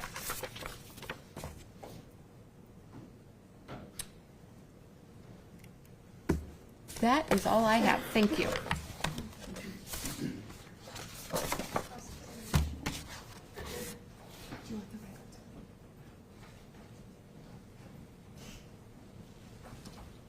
I was going to say good morning, Ms. Campbell, but it's afternoon here. My name's Bondi Johnson. I'm one of the prosecutors in this case. I don't think we've ever met. I want to ask you a few follow-up questions, okay? Okay. All right. In the times that Mr. Xavier would come down to the nurse's office because he was tired, if we look at those notes, it appears that he stayed there sometimes for an hour or more taking a nap. Is that correct? It appears so. All right. And if he was napping in the nurse's office, that's something you can do if you don't feel good, right? You go to the nurse's office and you kind of have permission to not be in class, right? Yes. I mean, you don't get in trouble for going to the nurse's office, right? Sometimes. Okay. Well, assuming you're not doing anything naughty and you're just tired or you feel bad. Yes. Now, as opposed to taking a nap in class, right? Nap. I assume so. All right. So naps. I'm not a teacher, so I don't know. All right. But if you were, naps in class probably would not be appropriate. But at the nurse's office, you can do that. Is that correct? Yes, All at right. times, yes. So let me ask you about some of this. Mr. Xavier said to you, or at least the notes, and I know it's been a long time ago, reflect that you were told morning meds made me sleepy or I'm tired. That seemed to be kind of a recurrent theme in those notes. You agree with me? Yes, according to the documents. Sure. And I know it's a long time ago. Now, I know that you are able to dispense meds with kids. Were you giving, if you recall, Zeph and Xavier his meds in the morning, or was he taking those presumably at home before he got to school? I do not recall. Okay. So if he took them home from at home, and in other words, in your notes, did you typically diagnose, I gave this kid umpty-ump pill just to kind of cover yourselves? If you actually dispensed medicine, would there have been a record that you actually dispensed the appropriate thing? Yes, if it wasn't listed in a nurse visit note, there were actual medication log notes that were also in the computer. Okay. But was it common that kids would just take their medicine before they got to school and then... Yes, I would say fairly common. And I want to ask you that because on one of the entries, he actually did ask for medicine to be distributed, right? On one of the labels. Yes, it did state that. Okay, and you made a note of that. Correct. So my question is, the statement about taking meds or being tired, that's something that you're told by the student, correct? Correct. For example, if the student had been up all night playing video games and didn't go to bed till 5 o'clock in the morning and came in and said, well, I'm tired because of my meds, you would have no way of knowing why the person was tired. That is correct. You just document what they tell you. Correct. All right.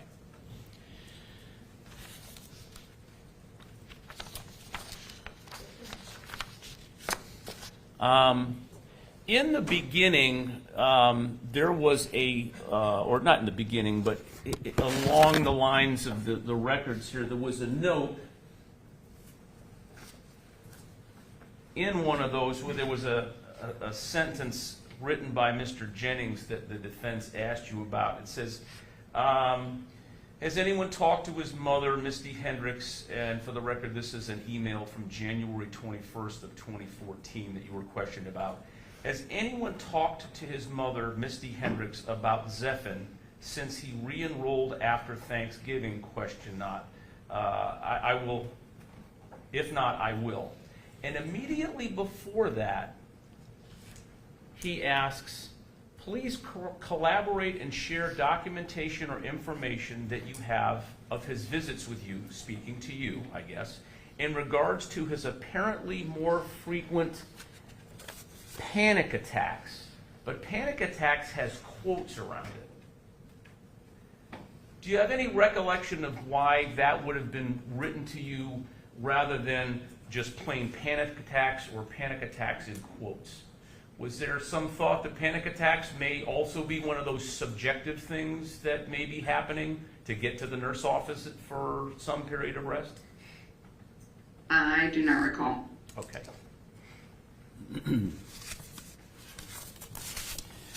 Now, if you look at the same page, the one I'm talking about, you've got that one kind of in front of you? Is it the January 21st? Yes, ma'am. That one? Okay. Yeah. There's some handwriting down at the bottom. Is that correct?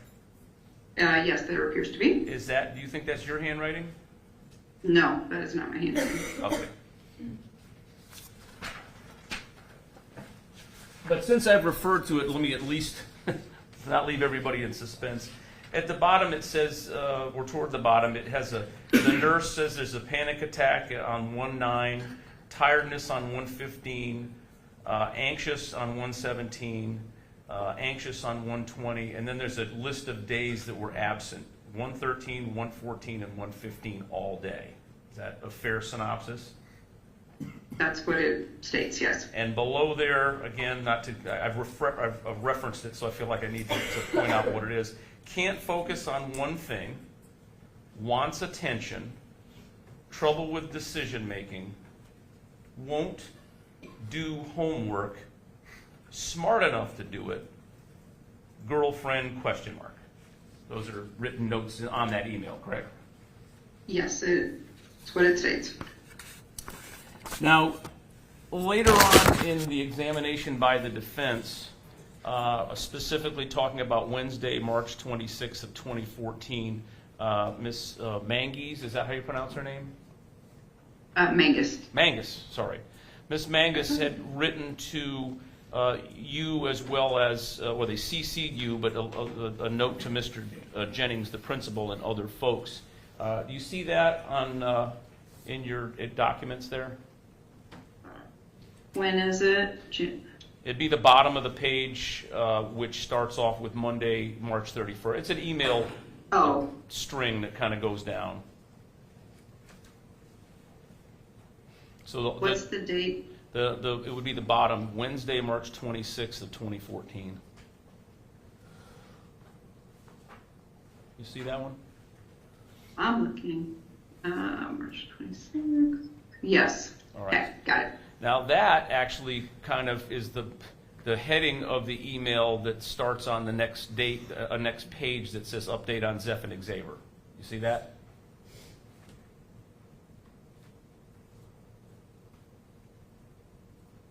Yes. And then yeah. It starts in that email, I spoke briefly with Patrick O'Connell, Zephin's counselor, and he gave me some details about what has been happening. Despite many attempts to get Zephin placed in a long care facility, Zephin remains at home. All attempts to place him have failed because he is, quote, too dangerous. You see that? Yes, I see that. Okay. And below that, continuing, no one would admit him. Dr. Stillson and Patrick even wrote compelling letters on Zephin's behalf stating their concerns, all to no avail. Even when they went to court before a judge and we were told the most the judge could do was place him in somewhere like BHC for 3 days. The next paragraph, basically what they told us is until Zephin does something like harm someone, there is nothing they can do. Once he does, the legal system will get involved and he could get sent to juvenile detention, a detention center. Apparently all facilities they tried to place Zephin in consider his issues behavior related. You see that in quotes? And not mental health issues. So you're a nurse, right? Yes. You've dealt with a lot of kids in your life? Yes. Have you dealt with kids that have various either mental problems or behavioral problems during the school setting? Yes. Is there a difference between mental, as this paragraph says, is there a difference between behavior related and mental health? Is that in your understanding of the world, those are different things? Possibly, depending on how you look at it. Okay. But you agree that one of the issues here is he can't get into the facilities because his issues are behavior related and not mental health issues? That's what this says. Okay. And I recognize this has been a long, long time ago and it's difficult to remember things, but I appreciate you very much. I don't have any other questions. No, Your Honor. May this witness be excused? Yes, Your Honor. If you are excused and free to go about your business, you may disconnect your connection. Thank you. Thank you.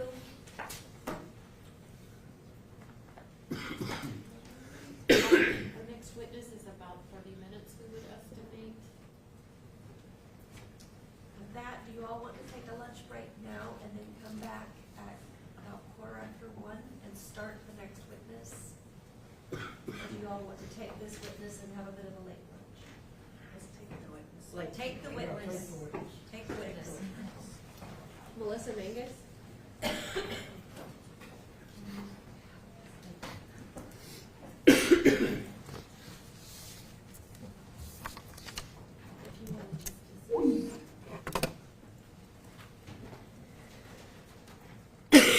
Thank you.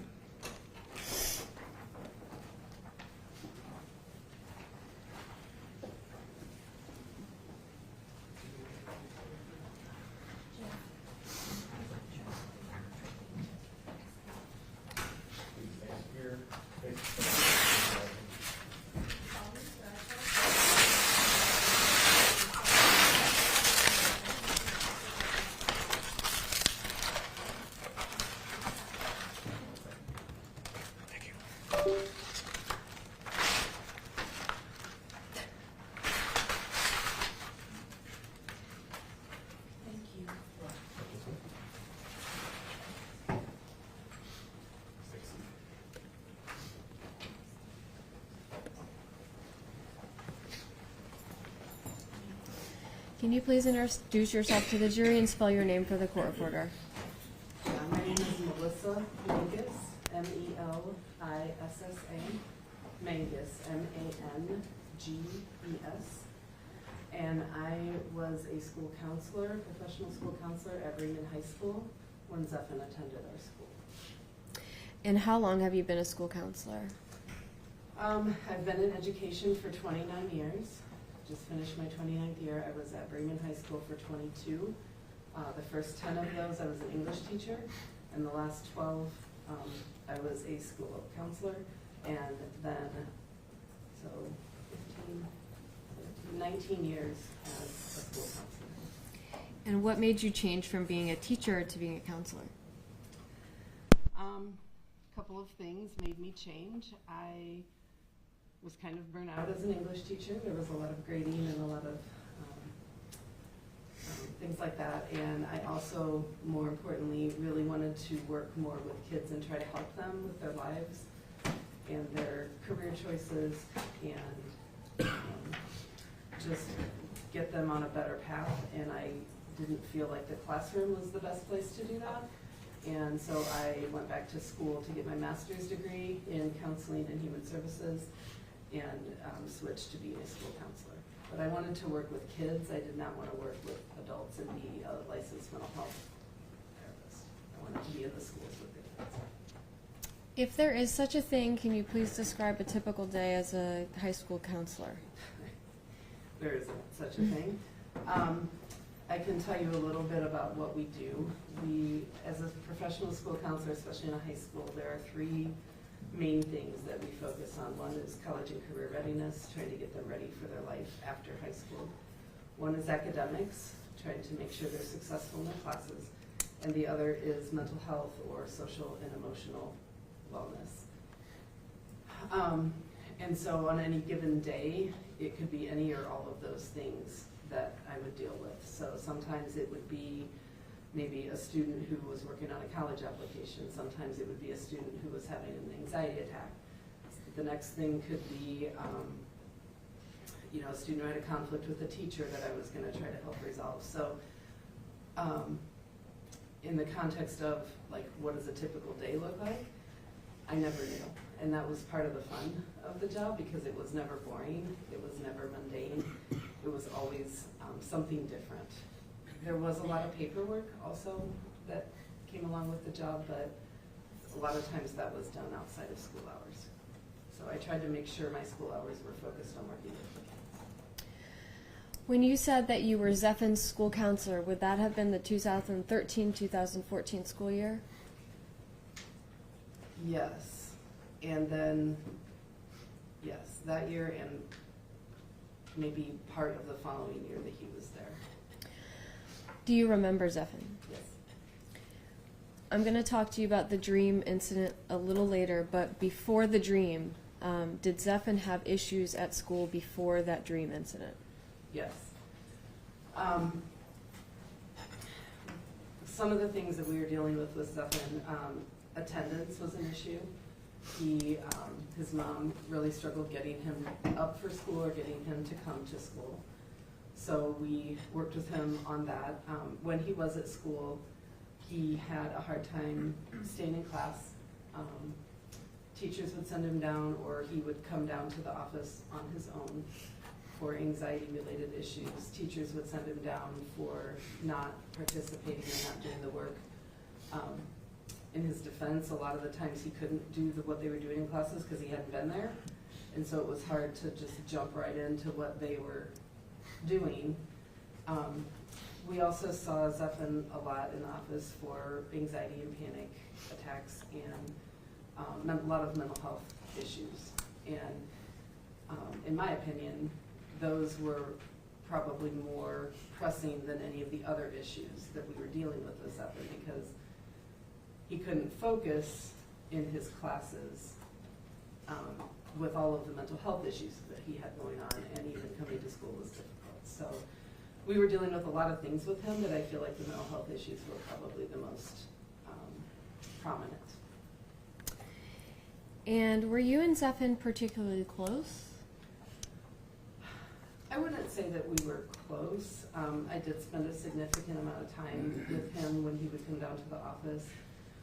Sometimes we would talk just about conversations like, dude, why aren't you coming to school? What can I do to help? How are your classes going? Can I help you with that? It wasn't always some of the negative thoughts and the disturbing thoughts and the anxiety and the depression and those kinds of things. So he would come down to my office, but he wasn't always very. Zephan's not a talkative person, just in general. That's just not his demeanor, and so sometimes getting things out of him was tough. But he did open up if you would ask the right questions, and he was also pretty close with our nurse, Dawn Campbell, and we were kind of his go-to people. There were other people at the school that he would also see on occasion. When he wasn't at school, he wasn't at our school very long either, so it was hard to develop a long relationship. He wasn't there. So. When you would ask the right questions, what kinds of things would he tell you about? He would talk about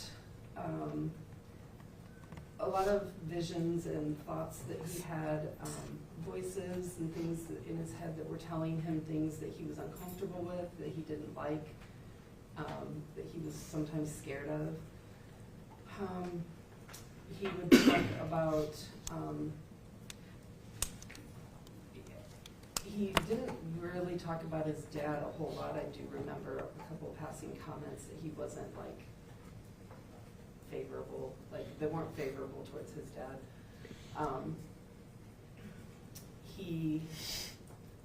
When you would ask the right questions, he would share the things that were going on in his head, and the thoughts, the negative, disturbing, scary thoughts that he was having. Did he flat out ask you for help? Yeah. He would say, I just want them to stop or make them go away. I don't want to do these things. I don't want to be this way. Things like that. Because he had these recurring panic attacks and recurring anxiety, was it sort of generally just sort of acceptable about Zephan that he would be able to leave class when he needed to leave class and come to either you or Dawn Campbell? Yes. We even had set up a plan or with him that so in our school, it was a K-12 school, and our nurse, Dawn Campbell, was our nurse, and she had a office in the high school, but it wasn't like a fully stocked nurse's office. Her office was in the K-8 building, so typically with a high school student, we would have to send them to the nurse's office in the other building to get Tylenol or to lay down or get their temperature taken or something like that. And but with Zephan, he had a lot of anxiety and panic, and so we had set up a plan that if he was feeling uncomfortable or if he was feeling the anxiety, that he could come and lay down in the office, in the nurse's office in the high school for an allotted amount of time. And then the expectation was that he would go back to class. So we gave him kind of a break. Before testifying today, did you review notes that you would have made contemporaneous with this time and that Dawn Campbell also made? Yes. And did those records or file or whatever include emails? Yes. Who is Bruce Jennings? He was the principal of Freeman High School at that time. Do you recall in those emails Bruce Jennings talking about Zephin's panic attacks and putting it in quotes? Oh, yeah. And just generally about Bruce Jennings, is he a principal that is particularly concerned or tuned in to mental health concerns? No. Okay. Did he make fun of Zephin for how often that he had to go to the office? Yes. What would that look like? He would say things like, well, I wish I would have a chance to go take a nap during my school day, and things like that. He was very concerned with his attendance and not turning in his assignments, way more concerned with that than the state of his mental health or his well-being. Did Zephin ever tell you about suicidal thoughts? I don't remember, maybe. I do remember comments like he didn't want to be here, or he wanted to be out of the situation that he was in, or he didn't like what was happening to him. I do know he had suicidal thoughts and suicidal ideation before. I don't remember specifically if I ever talked with him about that or not. Having been a school counselor for a long time, have you been around children who tell you either scary or dark things and you can tell that they are enjoying getting a kick out of telling you, they're trying to freak you out, things like that? And they do it for attention sometimes. Was that Zephin's demeanor? No, absolutely not. How did you know he was afraid of his thoughts? His body language, the way that he would kind of relay the information in a detached kind of way. He was not, and Zephin is not a very like I talk with my hands. He's not a demonstrative kind of like outgoing person just in general, but he was, you could see the fear in his eyes. You could sense like the trouble. He was troubled, and he didn't know what to do with these thoughts and these feelings that were overcoming him. He didn't know what to do. That's big stuff, that's scary stuff, and he did not know how to handle those things. Did the school assemble a group of people to staff Zephin's problems? Yes. Do you remember who was involved in that group and how often you all would meet together? I know Mr. Jennings was a part of that because he was the principal. Dawn Campbell, our school nurse, myself as the school counselor. We did have a mental health therapist at the time, and I don't remember, her name is Jamie something, but I don't remember her last name. And we had an intern, I think, at that time as well. Zephin was only at our school 3 or 4 months, so maybe we would talk about it every couple weeks if something would pop up. Like if he had been gone from school for 5 days in a row or something, okay, what's going on? But it was kind of an ongoing conversation actually, and it might not always be that whole team together. It might be a few of us talking here and then a few of us talking there. I did talk quite a bit via email and on the phone with his therapist, Patrick O'Connell. A lot of times I would call him for advice or guidance because as a school counselor, I'm not a mental health therapist. A school counselor deals with school-related things, and what Zephin was dealing with was kind of beyond the scope of what a school could handle. So I would consult with Patrick O'Connell. He was kind of part of our team. Mm-hmm. So I would say maybe in that 3 to 4 month span, we might have met as a team 2 or 3 times, but there were ongoing and lots of conversations about how to help Zephin throughout that whole time. As part of that team discussion and team decisions about how to help Zephin, including Patrick O'Connell, the therapist, did there come a time where the school set up a meeting place so that Patrick O'Connell could meet with Zephin during school hours? Yes. We had a conference room in the guidance department area, the school counselor area, that we, and that it was not an uncommon occurrence. We would have other therapists come in from other places, but Patrick would come in and meet with Zephan. I think it got up to even a couple times a week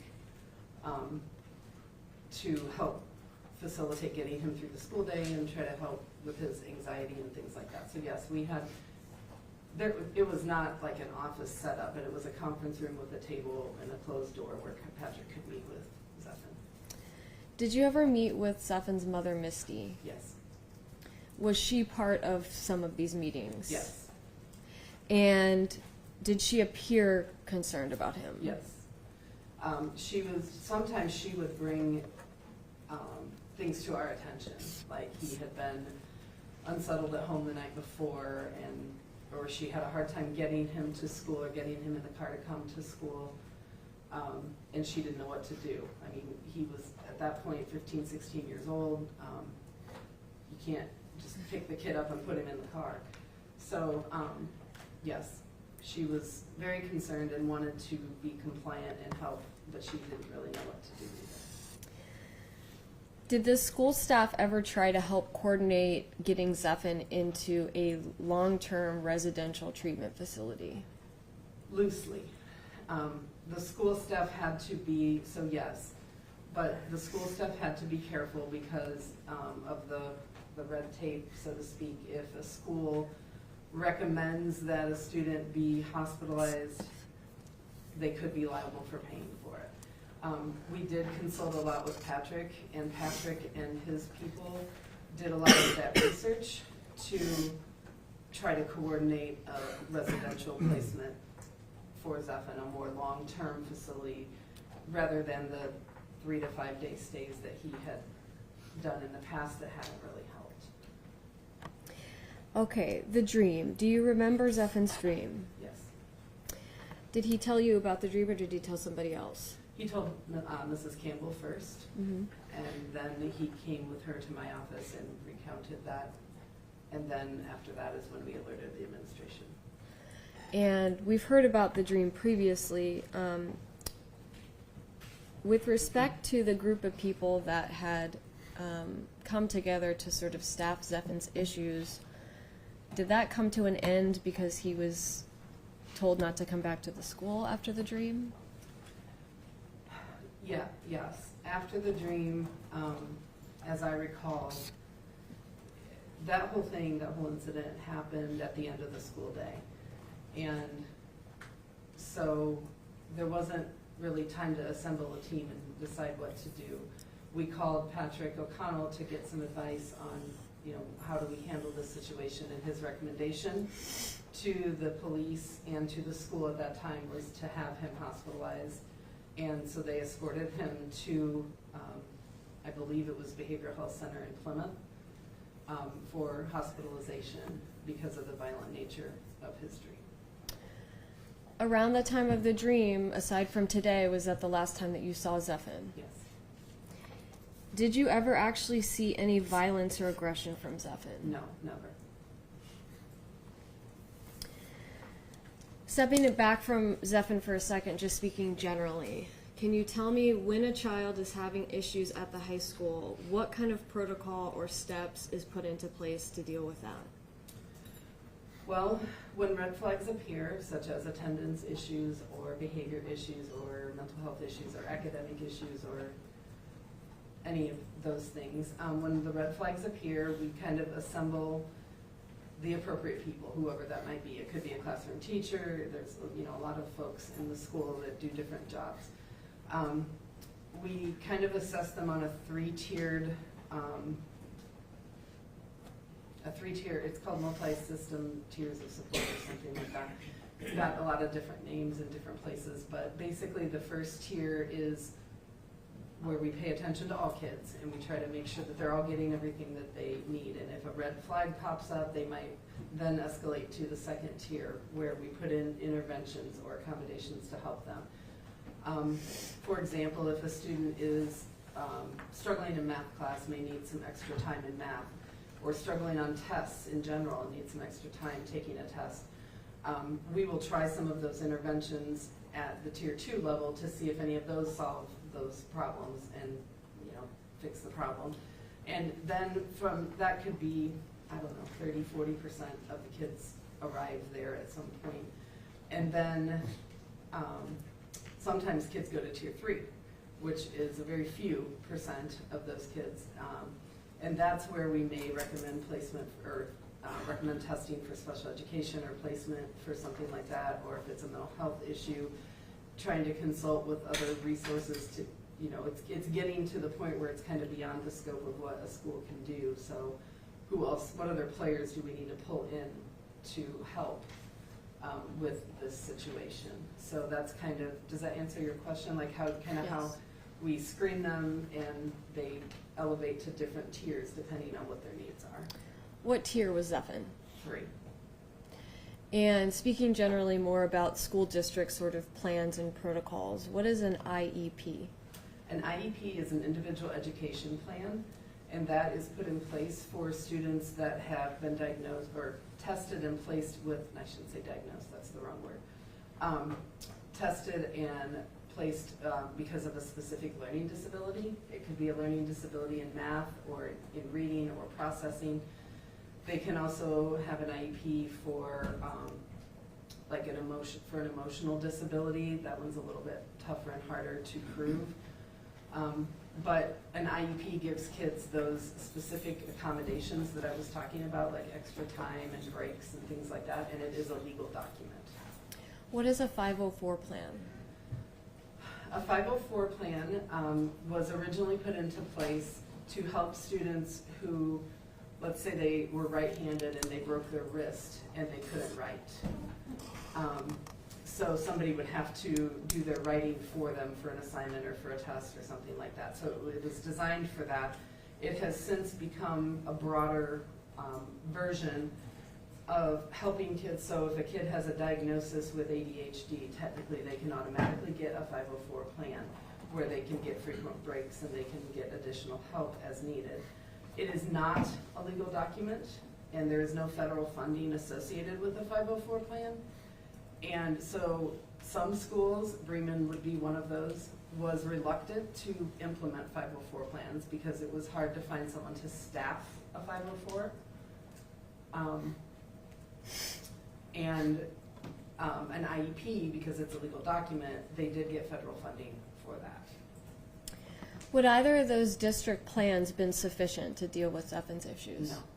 No? No. What is a CHINS petition? CHINS. Child in need of services. What is that? It's when you, it's kind of, I think the term they use is wraparound service, where the county would provide support for the family along with the school and anyone else involved with the child to address whatever the issues are. It could be, you know, it could be abuse at home. It could be parents not communicating well with each other and the kids kind of getting left in between them. And I mean, it is what it is, child in need of services. So it's a wraparound, not just for the child, but also for the family, to give the family additional support, and working with the schools too. Thinking back to that file that you reviewed of the school records and those emails, did you tell Bruce Jennings that Zephan needed a CHINS plan? Yes. Did Zephan get one? I don't know. I don't think so. Not that I recall. And the meetings that you all kept having with mom, with the therapist, with the pediatrician, with other people at the school, this went on for a span of several months? Yes. Have you ever met his father, Josh? No. He was never at any of these meetings? No. Have you ever spoken to him on the phone? No. When Zephan was at Bremen, he lived with his mom. Okay.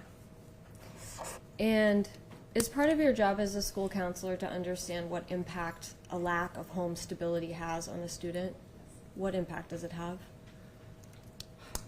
It's like one of the most important things for a student and for a child is to have a stable home environment. And that doesn't necessarily mean the parents have to be together, but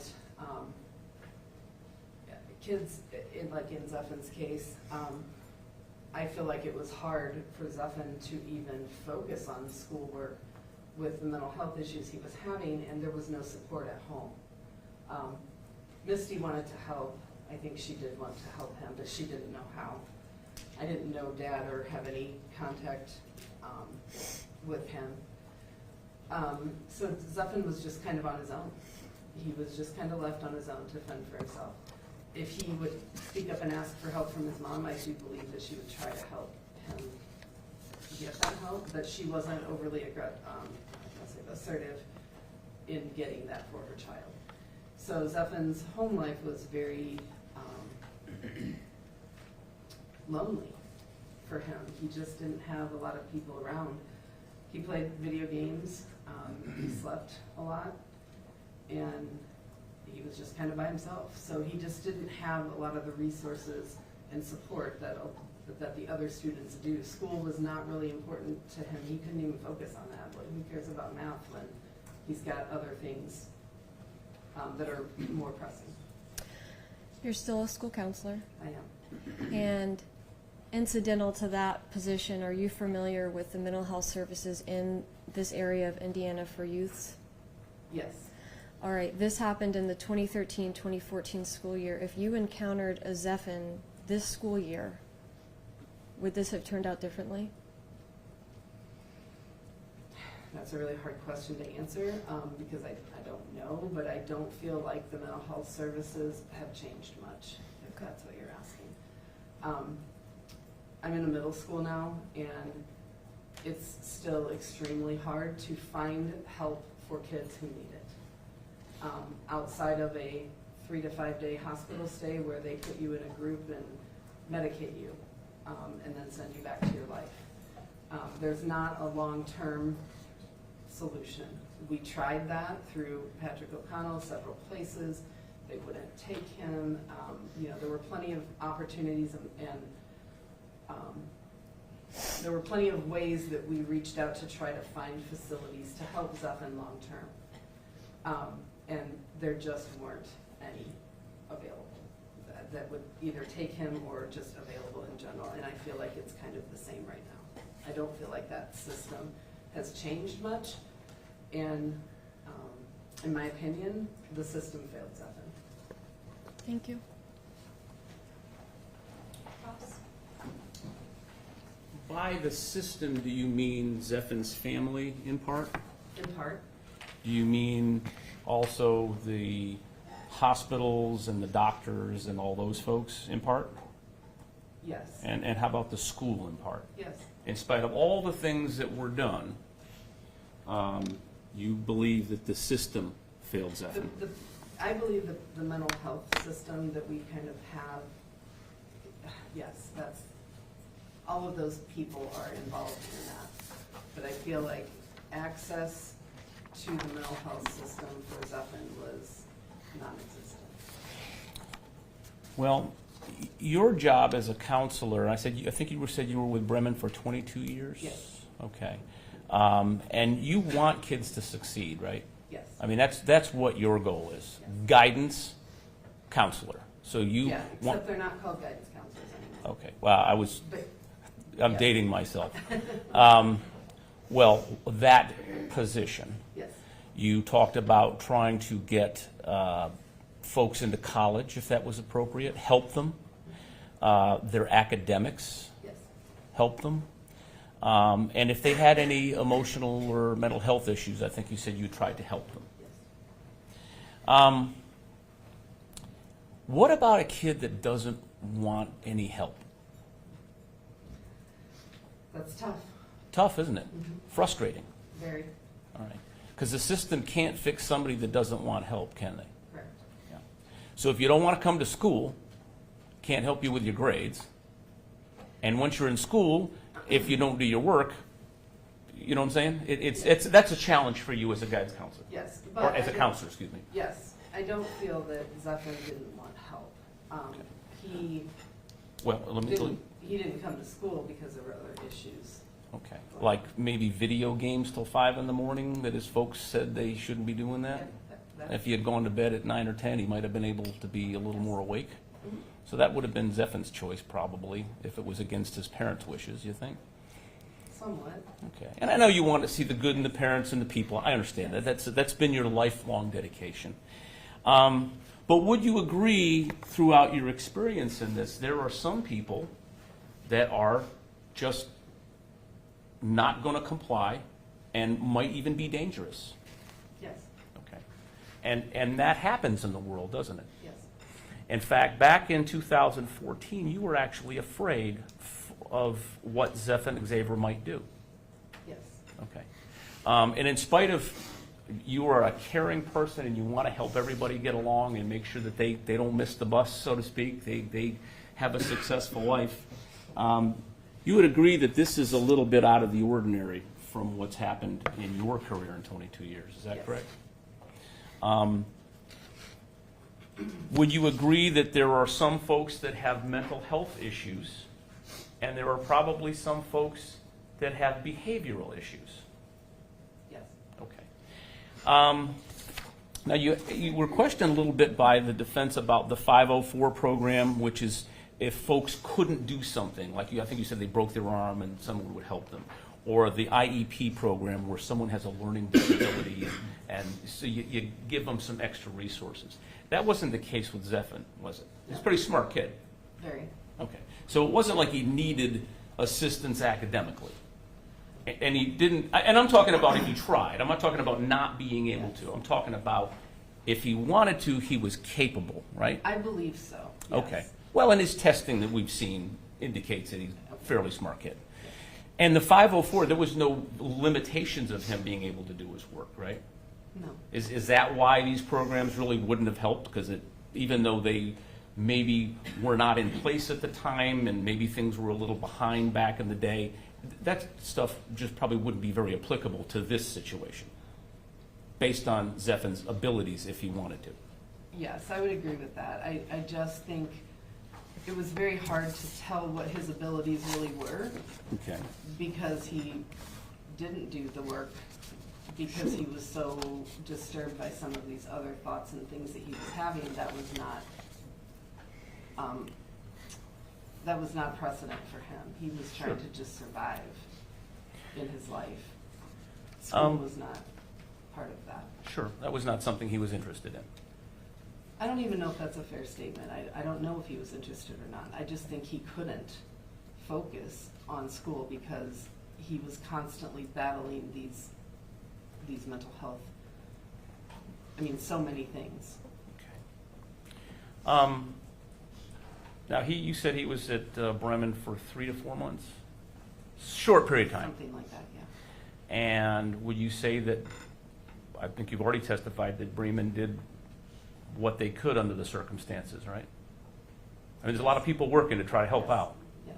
But in spite of that, on Wednesday, March 26, 2014, your question was, what do we need to do with this student? Honestly, I don't want him back in the building.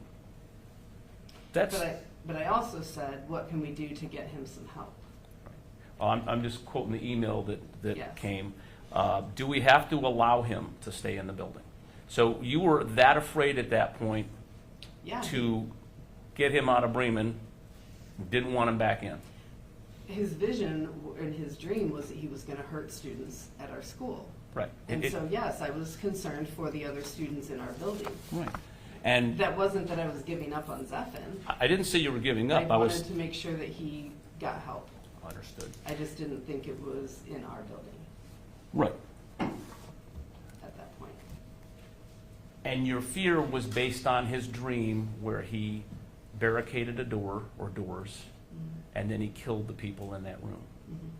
And do you know that 5 years later, that's exactly what he did? I do. So you recognized in 2014 that Zephin Xavier was a dangerous person or could be a dangerous person. Is that a fair statement? Yes. Thank Which is why we wanted to help him. No questions. Okay, this witness be excused, you're excused, and then free to go about your business.